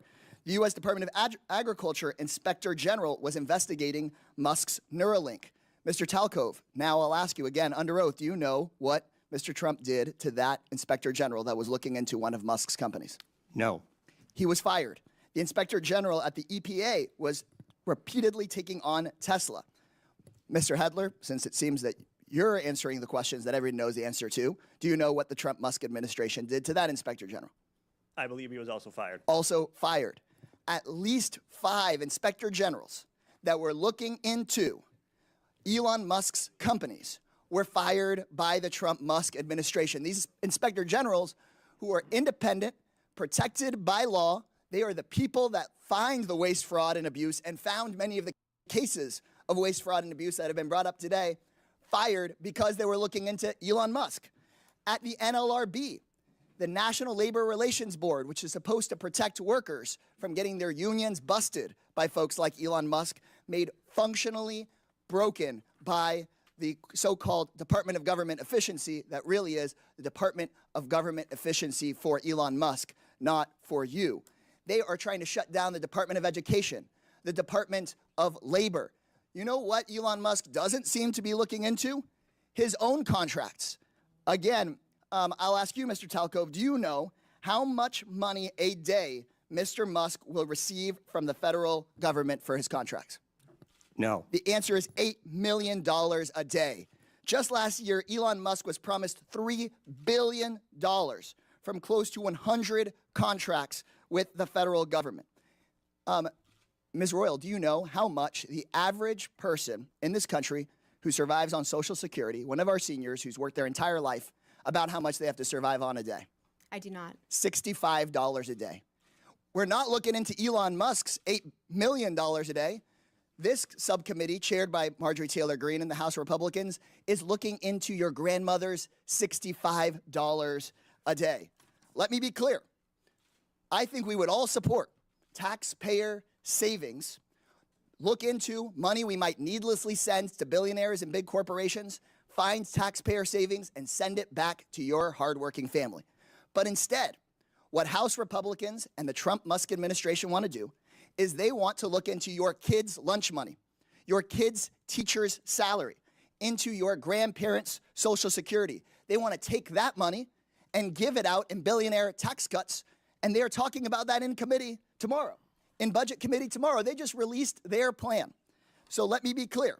When Republicans talk about government efficiency in this Congress, they're not looking into billionaires who don't pay their taxes. They're not looking into billionaires who get rich off of government contracts. They're not looking into Elon Musk firing watchdogs who are supposed to keep him accountable. They're looking at cutting your public schools. They're going straight for your Social Security. They're coming straight for cancer research. They're coming straight for the Department of Education. They're not looking at big tech. They're not looking at big pharma because those people fund their campaigns. If this committee were serious about rooting out waste from our federal government, then today's whole hearing would be about how Musk and Donald Trump are firing the independent watchdogs who've done this work for decades. Instead, my Republican colleagues' actual goal on this committee is to distract from Trump and from Musk's corrupt war on accountability. This will not be a subcommittee dedicated to making government efficient for everyday people. It's about helping Elon Musk and Donald Trump be as efficient as possible in robbing our government and handing out our government services to the rich. So this seems that this subcommittee is just The going to be gentleman's like time the has agency it's named expired. after. The gentleman's a sham, time has expired. a total sham. The American people are $36 trillion in debt. It certainly seems reasonable that someone has been fired. I now recognize the gentleman from Tennessee. You're going to put us Mr. further in debt Burchett. with your billionaire You're tax not cuts. recognized. Mr. Burchett, you're recognized for 5 minutes. Thank you, Chair Lady. The gravy train for a lot of these folks, it's been on biscuit wheels, and it's about to run off the dadgum tracks, and it's about time. Could you imagine standing up here and defending waste, fraud, and abuse? But I think that's what we're seeing. When people squeal and don't ask questions, I think it shows the American public what the heck's going on. And that little gravy train is getting ready to run out. The spigot is getting ready to be turned off. Mr. Talcove, that's correct how you say your name, brother? Yes, sir. All right. How can the federal government improve identity verification for these entitlement programs? Yeah, it's doing what the private sector does every single day, whether you use your bank, you go to Amazon, using those tools and moving away from some of the dated compliance standards that the federal government uses. NIST IAL 863, 2017, before there was anything called deepfakes and generative AI tools. I was informed that PayPal has never been, they've never been able to crack into that and steal people's vital information. Are they using those systems that you would be favorable towards that government seems to be shying away from? Yes, sir. And describe that, how that works. They're systems that are based on encryption. They use technology and they use data to validate you are who you say you are. The people that are stealing right now, I believe a lot of them are actually ghosts from China, Russia, Nigeria, and Romania. I read a report today that North Korea was involved in this, in some of that as well. And those people are our enemies. Again, they'll hate us for free. We don't have to give them taxpayer money. And are there loopholes that can be closed to avoid these improper payments? And I wish you'd describe those to me. Right. The biggest, most important thing, particularly in the benefit program space, is the use of self-certification. As Mr. Timmons noted, the state of Missouri is using a solution called Steady IQ to validate wages and wealth. You cannot allow individuals to provide the information based upon what they think. It has to be based on what you know, and that will stop the ghosts from using people's identities to steal money from U.S. taxpayers. How much money do you calculate is wasted due to waste, fraud, and abuse in the entitlement programs each year? Yeah, my number right now between federal, state, and local government is you can save $1 trillion a year by simply putting in front-end identity verification, eliminating self-certification, and monitoring the back end of the programs that are providing the benefits. Those three things. You said you could eliminate that, but are there others you feel like some more low-hanging fruit? I would start with those three things because they're simple. That'll take that 20% fraud rate that you're seeing in the public sector down below 5%. Chair Lady, I would suggest that we adopt Mr. Timmons' legislation and get that out of the committee as fast as possible. What actions also could Congress take to fix these problems quickly? Yeah, I think the first thing is updating and redoing the 1974 Privacy Act. That is virtually impossible to do data matching. It's very difficult to have data shared. And when you look back at the pandemic, data sharing and data matching would have stopped probably 50% of the $1 trillion that was stolen from taxpayers. Any of y'all like to add anything to that? Congressman, I would just add that rather than accepting self-attestation, that states should have to be required to actually verify people's identities. And here's the key part: before they get enrolled, they shouldn't get enrolled and then eventually come down later on down the road. It's amazing to me. I have a doctor's appointment back in Knoxville, and the verification process is very extensive. It's more so than the federal government requires for any of this. What type of computer systems are these agencies using, and do they need updating?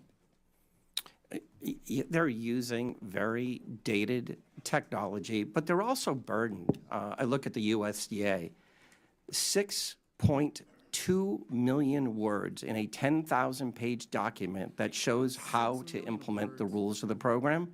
Nobody can figure that out. So one of the things that I think has to happen is the simplification of these processes and systems, and then just use the technology that we use every day in the private sector. Okay, thank y'all so much for being here. The gentleman's time has expired. Thank you, Chair Lady. I now recognize the gentlewoman from Texas, Ms. Crockett, for 5 minutes. Thank you, Madam Chair. And Mr. Talcove, I'm just going to go ahead and pick up where you left off really quickly. Just to be clear, the upgrades that you're talking about as it relates to our data processes, these aren't things that would be free, are they? They would cost some kind of money. Not looking for a number, but they will cost, correct? Some are free and some would cost money. Okay.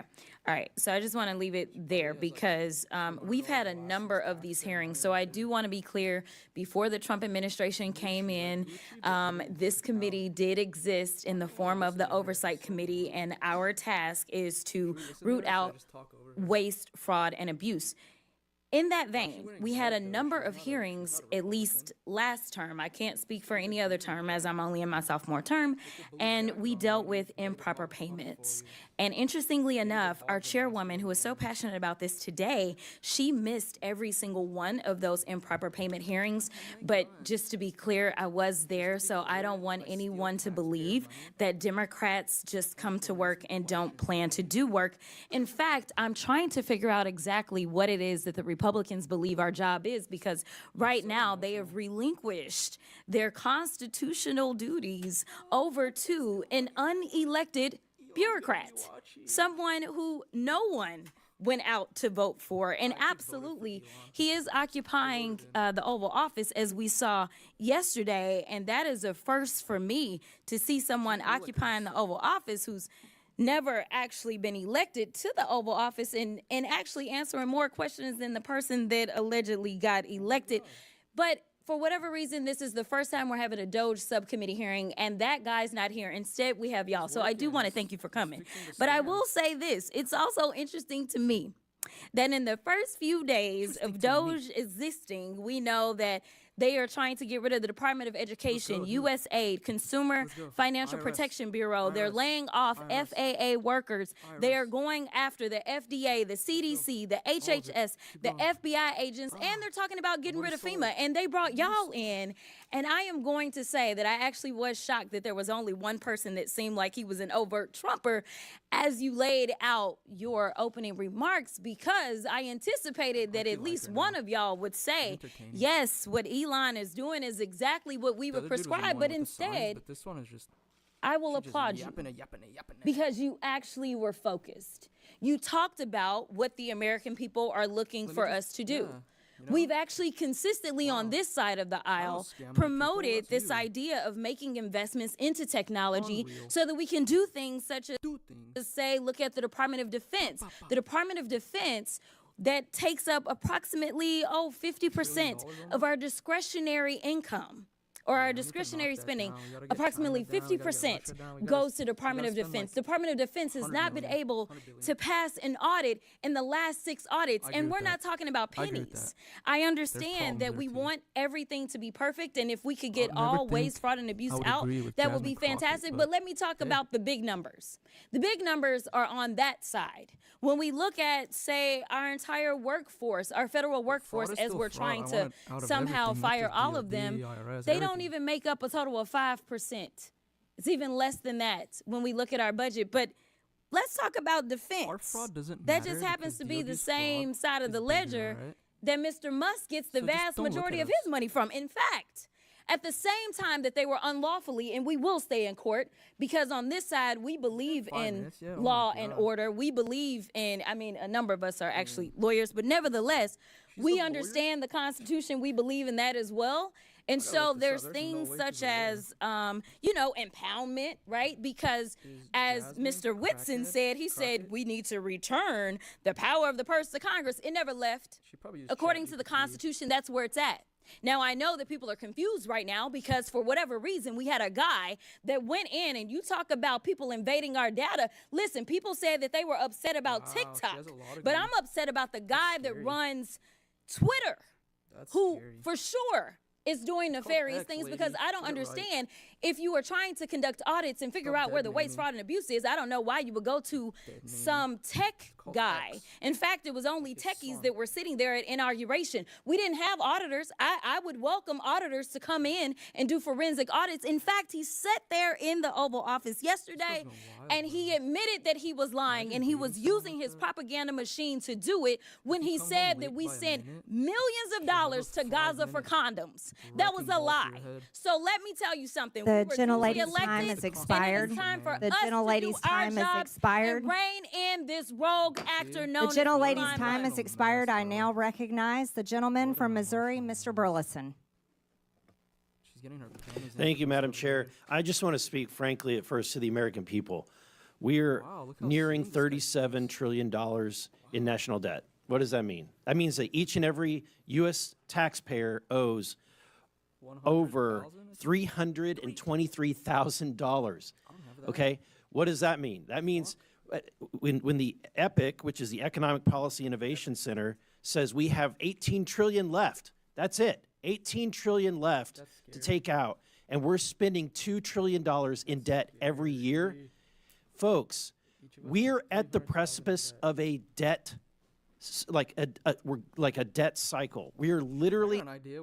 What would happen if we actually just let it fall apart, and then we just say fuck it and start at over with a point in which the dollar will be worth nothing. What does that mean? And I mean we know Social Security goes bankrupt in 8 years, right? Medicare goes bankrupt in 10 years. And then 15 years from now, the dollar is completely devalued and worth nothing. So what does that mean? That means your pension, the money in your bank, your savings is nothing. It's worthless. So what are we doing? We're trying to save this country. We're trying to save your pensions. We're trying to save your bank accounts. So it makes no sense to me when these people freak out, because it's like, yo, everybody sees it that if you continue this debt, that we're going to literally fall apart. Like, why would you even consider wasting that much money? Even if you just cut it out until you get the debt under control and then start spending a little bit, but like, it just makes no sense. We're trying to save this country for the next generation, and it would be nice if we had help. But instead, we have people that are fighting us on this. And, you know, I think that I would hate to be in the Democratic Party right now, because you're in a really bad bind. You're having to defend all of this crazy spending, all of this crazy waste. So how do you do it? You do ad hominem attacks. You attack the messenger. To Kevin Samuels, shame, insults, guilt, and the need to be right. Oh, Elon Musk, right? He's rich. He must be evil, right? That's the attacks. Really? You can't do any better than that, right? Let's talk on the policy. On the policy. About what he found Help us. also. We're trying to save this country. This is what, and Elon Musk, who's making no money doing this, is trying to save this country. Why? Because he has invested in the United States of America more than anybody, right? So I think that we should embrace it. In fact, not a single company, governor of any state would ever turn down Elon Musk and his team of DOGE from coming in and providing free services to right the course and financially in any state or organization. It's ridiculous that we would demonize someone that loves this country so much. Mr. Whitman, the formation of agencies via the executive action is not new, right? The formation of DOGE is not new. Can you, are you familiar with any other previous presidencies where they've formed organizations like DOGE via executive action? Yeah, so actually the agency that DOGE is occupying is one that was created in a previous administration, so it is something that happens routinely. But I don't know if that answers your question. Yeah, there's been the Office of Budget Management was created, Environmental Protection Agency was created, the U.S. Digital Service, which is now DOGE, was created all by executive order, right? And actually one other I'd add is USAID was originally created through an executive order by President Kennedy and then later formalized. And then, Madam Chair, I have a video I would like to end with that just, let's review, if we could cue that, to remind, and I want to remind my Democratic friends, at a point in which you once had the majority of the American people on your side, this is what your party believed in. This report tells us how to cut waste, cut red tape, streamline the bureaucracy, change procurement rules, change the personnel rules, and create a government that works better and costs less. I've read it, and where it says the president should, the president will. Among the 800 recommendations, eliminating 12% of the federal workforce, merging some government agencies like the FBI, the DEA, and the Bureau of Alcohol, Tobacco, and Firearms, closing hundreds of government offices outside Washington. From the day I took office, one of the commitments that I made to the American people was that we would do a better job here in Washington in rooting out wasteful spending. We thought that it was entirely appropriate for our governments and our agencies to try to root out waste, large and small, in a systematic way. It means cutting some programs that I think are worthy, but we may not be able to afford right now. A lot of the action is in Congress and legislative, but in the meantime, we don't need to wait for Congress in order to do something about wasteful spending that's out there. We haven't seen as much action out of Congress as we'd like, and that's why we launched on our own initiative the campaign to cut waste. And we're going to keep on finding every possible way that we can do that, even if Congress is not acting. There you go. I think it speaks for itself. My time has expired. The gentleman's time has expired. Thank you.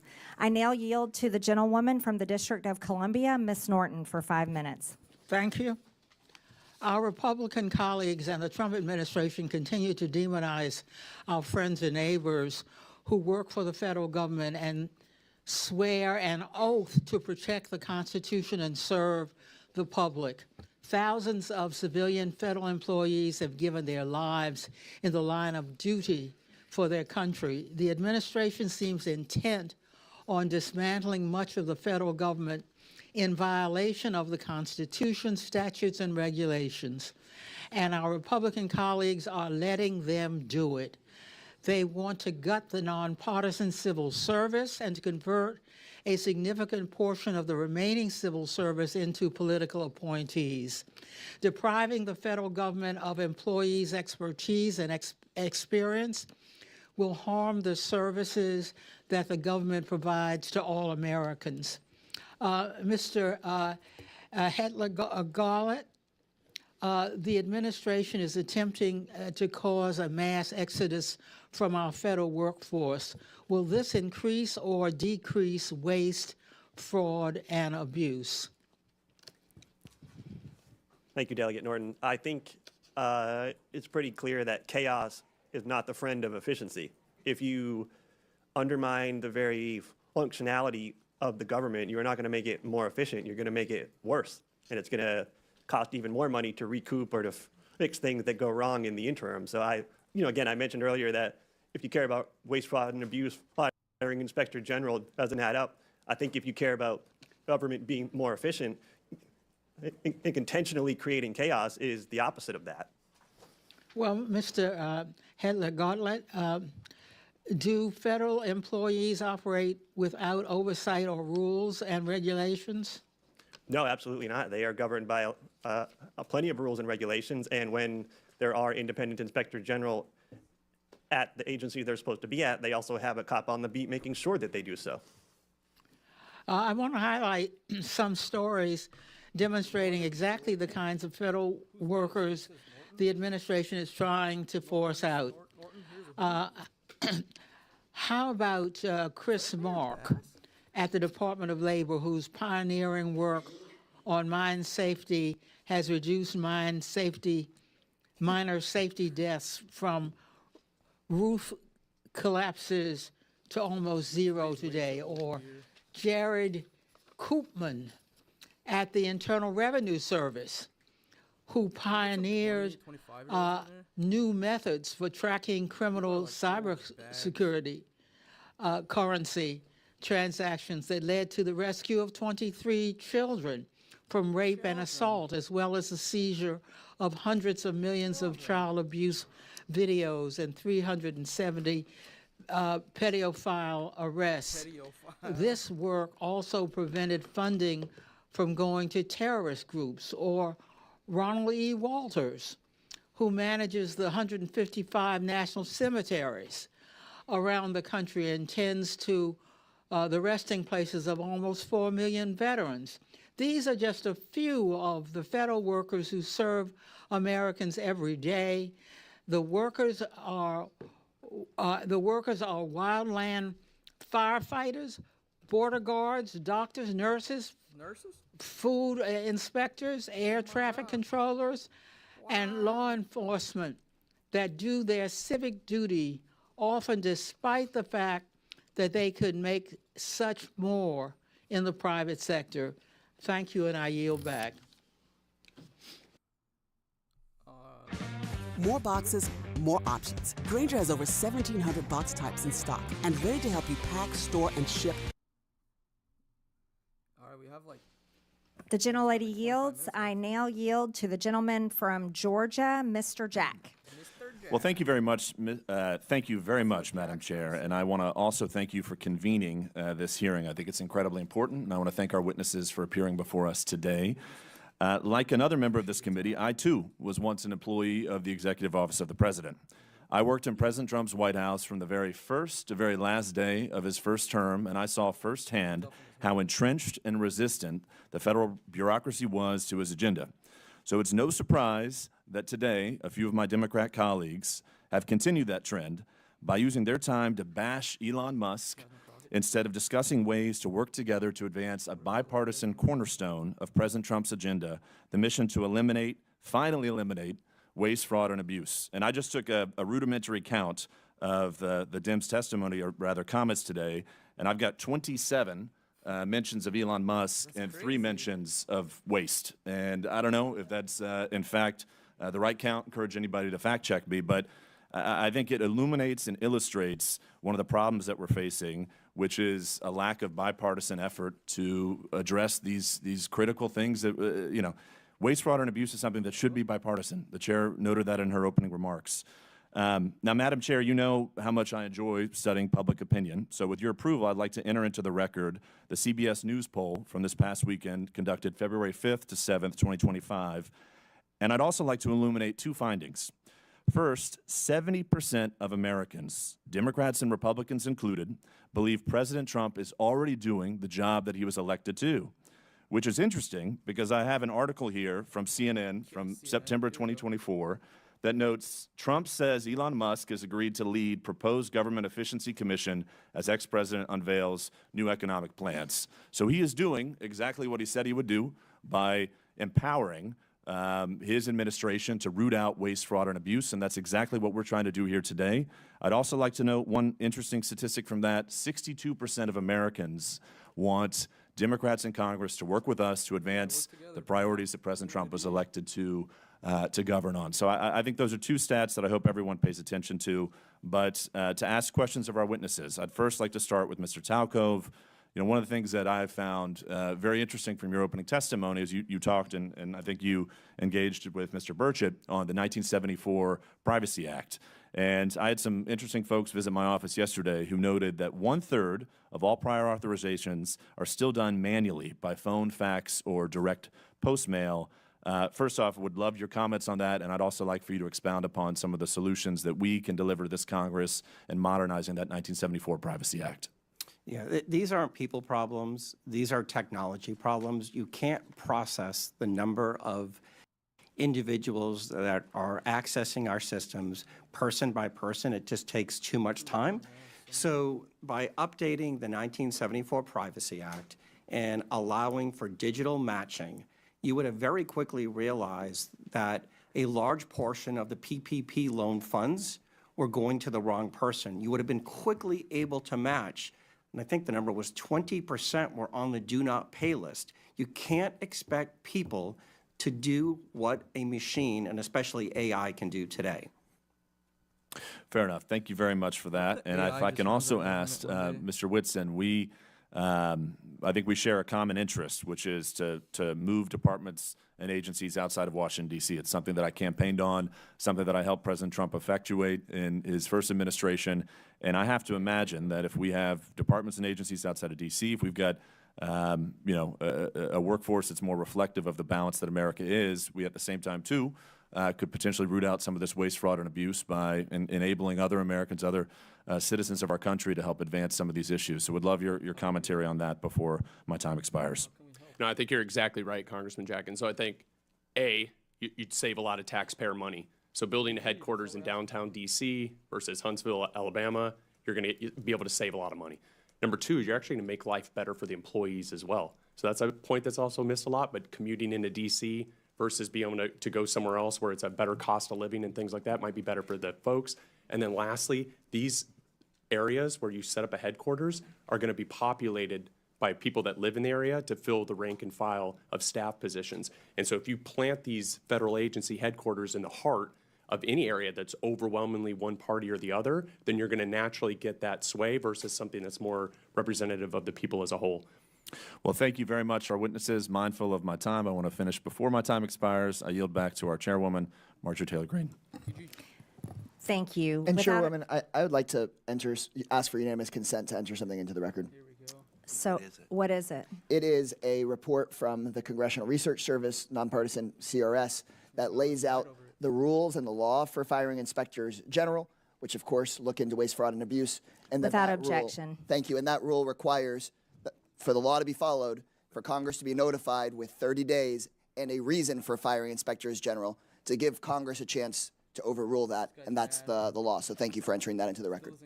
Madam Chair. Without objection, the materials Mr. Jack cited are also submitted for the record. I now recognize. Yes.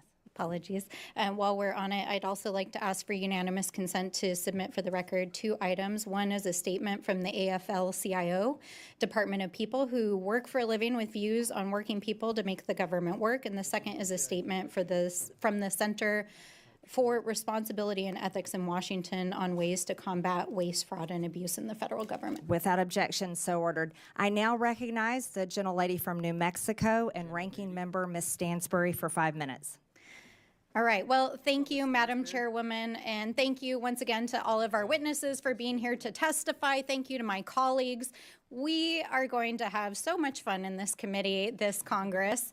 I actually appreciate the video that was shown just a few moments ago, because when I worked at the Office of Management and Budget, I actually worked on the waste EO that was referenced that President Obama signed. But there is one fundamental difference between the presidents and vice presidents that were shown on that video and what's happening today, and that is that they followed the law. So my colleagues across the aisle who are asking us to get out of the way and stop trying to block things in the courts, let me tell you, we do not work for an unelected billionaire like apparently this guy does. We work for the American people. And so if an unelected, unvetted individual private citizen is hacking our government systems, breaking the law, firing federal employees, dismantling statutorily created agencies, withholding funds, we are going to fight you in the courts. And I'm actually really sad that my dear friend Mr. Burchett left, because I want to talk about that gravy train on biscuit wheels that he just talked about, because that gravy train is not the federal workforce, it's the billionaires that are trying to hack that system right now, and which unfortunately my colleagues right now are working on a reconciliation deal to cut Medicaid, to cut Medicare, and use that money. Bro, he just explained that literally a week or 2 weeks ago, somebody stole $50 million from Medicaid. It's not even a person, it's just a scam. Like, how's that a good thing? To give to tax breaks to their billionaire buddies. That is the gravy train that is actually going on here. But because this is the Oversight Committee, let's do a little bit of oversight. For the last several weeks, I've been talking to Treasury and OMB officials to try to get to the bottom of why Elon Musk and his team are trying to hack the Treasury payment system, because this is a completely nonpartisan system that literally just pays the bills of the federal government. So why are they so eager to hack this system? And I have to say that over the last several weeks, we have literally received thousands of calls in every single congressional office. In fact, we know that our friends across the aisle are also receiving these calls, because this system pays the bills of the U.S. government. It pays our soldiers. It pays for the work that we do overseas. It pays your Social Security benefits. It pays your tax refunds. So why is Elon Musk and his hackers trying to access that system? And why did a senior civil servant who had overseen this system for over 30 years get asked to stand down after a 25-year-old intern working for Elon Musk tried to get access to the code for that system? Now, thankfully, they were shut down in the court system, but Musk has installed, with the president's blessing, one of his Silicon Valley buddies, who I want to point out, in which the media has not paid a lot of attention to, is the CEO of a private IT company, including Citrix, that has millions of dollars in IT contracts with the federal government. And not only is he still operating as the installed DOGE person at Treasury, he's actively still the CEO of this private company. How is that even legal? Is it legal? I don't think it's legal, because the federal court is trying to shut this down. We also know that that 25-year-old software engineer, in violation of the court order, was actually given access to modify the code. So what is going on here? And why is this such a threat to the American people? Why are thousands of people calling us? It's because of the size and the significance of these payments, because it is an invasion of the privacy and security of the American people, because it could threaten our ability as a country if there was a default in the debt ceiling, and because it contains highly classified information that our foreign adversaries are trying to cyber attack us regularly for. So why is a private citizen being given access to this system? We know they're trying to shut down payments. They're trying to shut down agencies. What's next? Are they going to shut down your Social Security payments? We don't know, because they have no oversight. And Elon Musk. You see how like disingenuous this is? Like, they've said it many times that that's not what they're doing. They're trying to find fraud and waste.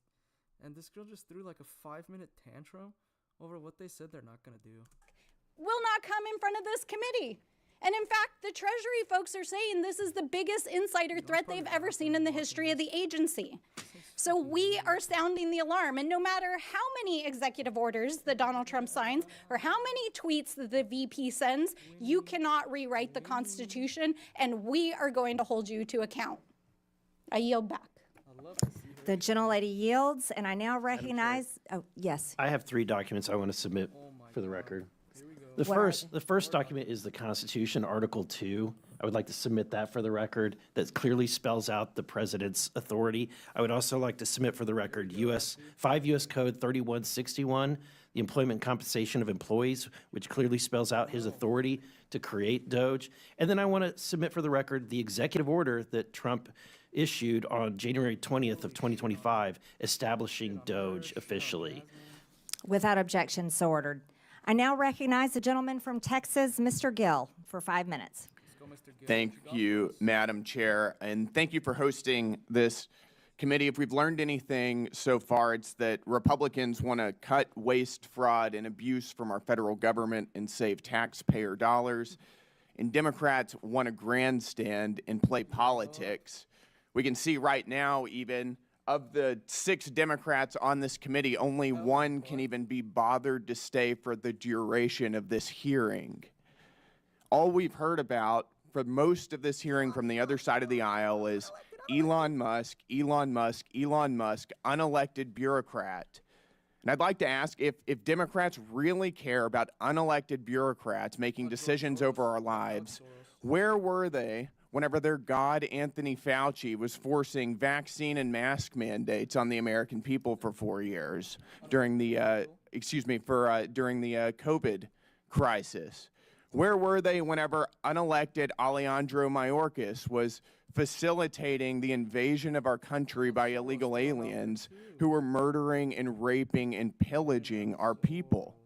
Where were they whenever the Secretary of Education, unelected Cardona, targeted states and schools and people who were disagreed with his view of the radical left's transgender ideology? Where were they whenever Gary Gensler, former chairman of the SEC, also unelected, was lawlessly thwarting the development of financial markets, particularly in the crypto space, by lawlessly pursuing regulation via enforcement? They were nowhere to be seen because they don't care, because all of those things benefited their side of the aisle at the expense of ours. And perhaps that's also why they don't seem to be very interested in rooting out improper payments from our federal government. If you wonder why so many people are cynical about American politics, this is it. This is exactly why. The reality is that Elon Musk serves as an employee of the president, and we were given a massive mandate to carry out what he's been doing. His job is to carry out the will of the American people as expressed through the executive. That's exactly how the Constitution is supposed to work. The Constitution did not create an unelected, unaccountable 4th branch of government in the administrative state. The American people know this. My colleague Brian Jack discussed some of the opinion polls recently. We are doing, and President Trump is doing, exactly what he was elected to do. And that's why he's polling at a 53% approval rate. Keep saying like, oh, this is what you voted for. Are you regretting it? But it's like, dude, I'm happy as fuck. Like, he's doing more than I expected. Being higher than he was at any point during his first administration. Even Elon Musk and his DOGE efforts now are polling at a 49% approval rating, which, just to point out, is 16 points higher than President Biden was polling at whenever he finished his term in office. The Democrat Party has for decades systematically grown and weaponized the administrative state against the American people and the American people have had enough of it. Right now, we're talking about $2.7 trillion in improper payments since 2003. We're uncovering what could be the biggest money laundering scandal in American history. And the other side of the aisle could care less. They have no concern about where this money went, to what entities it went, to what governments, to what people or groups. Nothing. All they want to talk about is Elon Musk incessantly. All they care about. So it does make me wonder, if they don't care about where it's going, do they have an idea? Because what we've uncovered so far is that so much of the waste, fraud, and abuse of our federal government is actually funding their side of the aisle. It's funding media outlets that are running cover for Democrats routinely. The NPR, PBS, the BBC, Politico. It's going to fund left-wing NGOs that are facilitating the invasion of our country. It's going to fund left-wing transgender activism and sex changes all over the globe. This is money that's being used, taken from the American people and used against their interests. Yeah, stuff we don't care about. If you care about rooting out waste, fraud, and abuse, we should be serious about this. I'm very excited to be on this committee. I'm excited to expose what's being going on. Thank you, Madam Chair, and with that, I yield. The gentleman yields. In closing, I want to thank our witnesses again for their testimonies today. They literally said the same thing like many times. I now yield to the ranking member for closing remarks. Thank you, Madam Chairwoman. Well, I never thought so many conspiracy theories and my friends across the aisle. First of all, let's talk about this massive mandate that supposedly brought Donald Trump into office. Popular vote, Electoral College, House, Senate, Supreme Court. We got it all, lady. We got it all. Donald Trump did not run on putting an unelected billionaire in charge of Well, he actually did. dismantling the federal government. He ran on lowering prices for Americans. And I think it's interesting that while we're sitting here this morning, the top of the New York Times is reporting that inflation has risen unexpectedly as food and energy prices have soared. What's going on, guys? I thought you were going to tackle inflation and food and energy prices. Isn't that what the executive orders were supposed to do? Oh, wait. Or is dismantling diversity, equity, and inclusion in our federal agencies and putting an ideological agenda and trying to fire the federal workforce your actual agenda? Have you been too busy trying to actually address the fiscal health of this country? Because the numbers are telling us that you have. So let's be real about what's going on here. I also want to point out that literally while we've been sitting here for the last almost 2 hours getting lectured on fiscal responsibility, literally the Republicans just released their plan to raise the debt limit while we were sitting here. And they want to raise it by $4 trillion. Okay, guys, like literally, I'm just like without words. Inflation is going up. You want to raise the debt ceiling by $4 trillion. You want to gut Medicare. You want to gut Medicaid. You're talking about going after Social Security after promising that you wouldn't. I mean, really, what the heck is going on here? We're not trying to take down Elon Musk as a businessman. This dude is literally breaking the law inside of the federal government. And for a party that is supposed to be the party of law and order, in quotes, I really do not see you holding him accountable and doing your most basic constitutional responsibility in the separation of powers. So, I want to end where I started. We are the Oversight Committee. We are the People's House for the United States of America. We represent the American people. And so, Mr. Elon Musk, if you would like to appear in front of the Oversight Committee, you have been duly invited. Please, come tell us what you're doing. Come testify in front of the American people. And please, come hold yourself to account. With that, I yield back. That'd be pretty interesting. The gentlelady yields. I now recognize myself for closing remarks. President Trump was elected with a mandate to rein in unaccountable bureaucracy in Washington and to wage war on waste. I know that because I campaigned alongside him, and so did my colleagues. This hearing was the first battle of that war. And in the coming days, the subcommittee will release a report with legislative solutions to the problems we have identified here today. We aren't going to wait all the way until the end of this Congress. We're going to get to work immediately. The bureaucrats who have run Washington for decades are beyond the point of forgiveness. Their sheer incompetence and pure spite for the hardworking American people have resulted in total failure. The federal government has made over $2.7 trillion in improper payments since 2003, including $236 billion in 2023 alone. Those are trillions of dollars that honest Americans have paid in taxes at gunpoint over the years. As we approach April 15th, Americans are once again preparing to do their taxes and fork over their unfair share of money it takes to run this country. And I have to tell you, the American people have not been getting their money's worth for a long time. Most improper payments in recent years were issued through 5 programs: Medicare, Medicaid, the Earned Income Tax Credit, Pandemic Unemployment Insurance, and the Paycheck Protection Program. But a total of 16 federal programs had improper payment rates of 10% or more in 2023. That includes SNAP, the federal food stamp program, which paid out $10 billion taxpayer dollars improperly. To get their arms around this problem, Elon Musk and the DOGE team went straight to the source.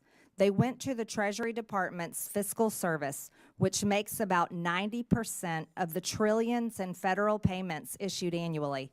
The audit of these payment systems was long overdue. Treasury Secretary Scott Bessent gave DOGE employees working for the government read-only access to these systems so they could conduct that initial audit. That audit is already paying dividends. Musk learned that the databases federal agencies are supposed to check to prevent payments to fraudsters, crime rings, and dead people are not being kept up to date. Going forward, we are going to get more mileage out of these do-not-pay databases. Listen, put in the comments, what's the oldest person in your family? I want to see if any of them are 150 years old. That means fewer improper payments and less fraud and waste of taxpayer dollars. Despite this fraud that's already been revealed, a federal judge in New York issued a ruling last Friday that ran totally contrary to the will of the people. The judge blocked not only DOGE, but the Treasury Secretary himself from accessing his own agency's payment systems. That's absurd. Only career Treasury Department unelected bureaucrats can access the system, the judge ruled. This turns the Constitution on its head. We will hold this judge and others who try to stop the will of the people and their elected leaders accountable. As is written in the Federalist Papers, the judiciary has no influence over either the sword or the purse, no direction either of the strength or the wealth of the society. It may truly be said. I like how she has her glasses at the absolute tip of her nose. To have neither force nor will, but merely. She's kind of hot. I don't know. Really judgment. I like that look, little. And must ultimately depend upon the aid of the executive arm for the efficacy of its judgments. But the whole D.C. swamp is freaking out that the unelected officials from DOGE were allowed access to these systems. That makes no sense. Federal judges were not elected. The Treasury bureaucrats were not elected. And they have failed to fix the problem that is enabling American taxpayers to be robbed. So why not bring in skilled outside experts like private companies and private citizens who are successful in the real world to do everyday work that we need to get done here, like audits? Of course, federal payment systems are only one link in the improper payment chain. We need to look at other links in the chain. We need better front-end identify verification to screen out fraudsters, and we need to close eligibility loopholes. That means not letting applicants self-attest to their own eligibility. And it means ending categorical eligibility, which lets someone who fraudulently qualifies for one federal benefit automatically get other federal benefits. Finally, we need to better coordinate fraud prevention efforts between federal governments and the states. These are all issues that we will be taking a hard look at in this committee and coming up with solutions to, including legislation and referrals to committees of jurisdiction that will deliver for the American people. With that and without objection, all members have 5 legislative days within which to submit materials and additional written questions for the witnesses, which will be forwarded to the witnesses. If there is no further business without objection, the subcommittee stands adjourned. I'd like to enter this into the Okay, they ended. All right, let's go see if Jasmine Crockett was in a fight, because I believe it was her. Crockett fight.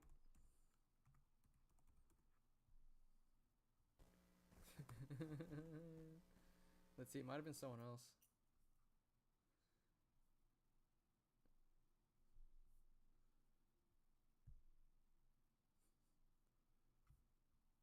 No, it must have been someone else. Do you guys know who that lady is? It was like a congresswoman. She got her wig knocked off.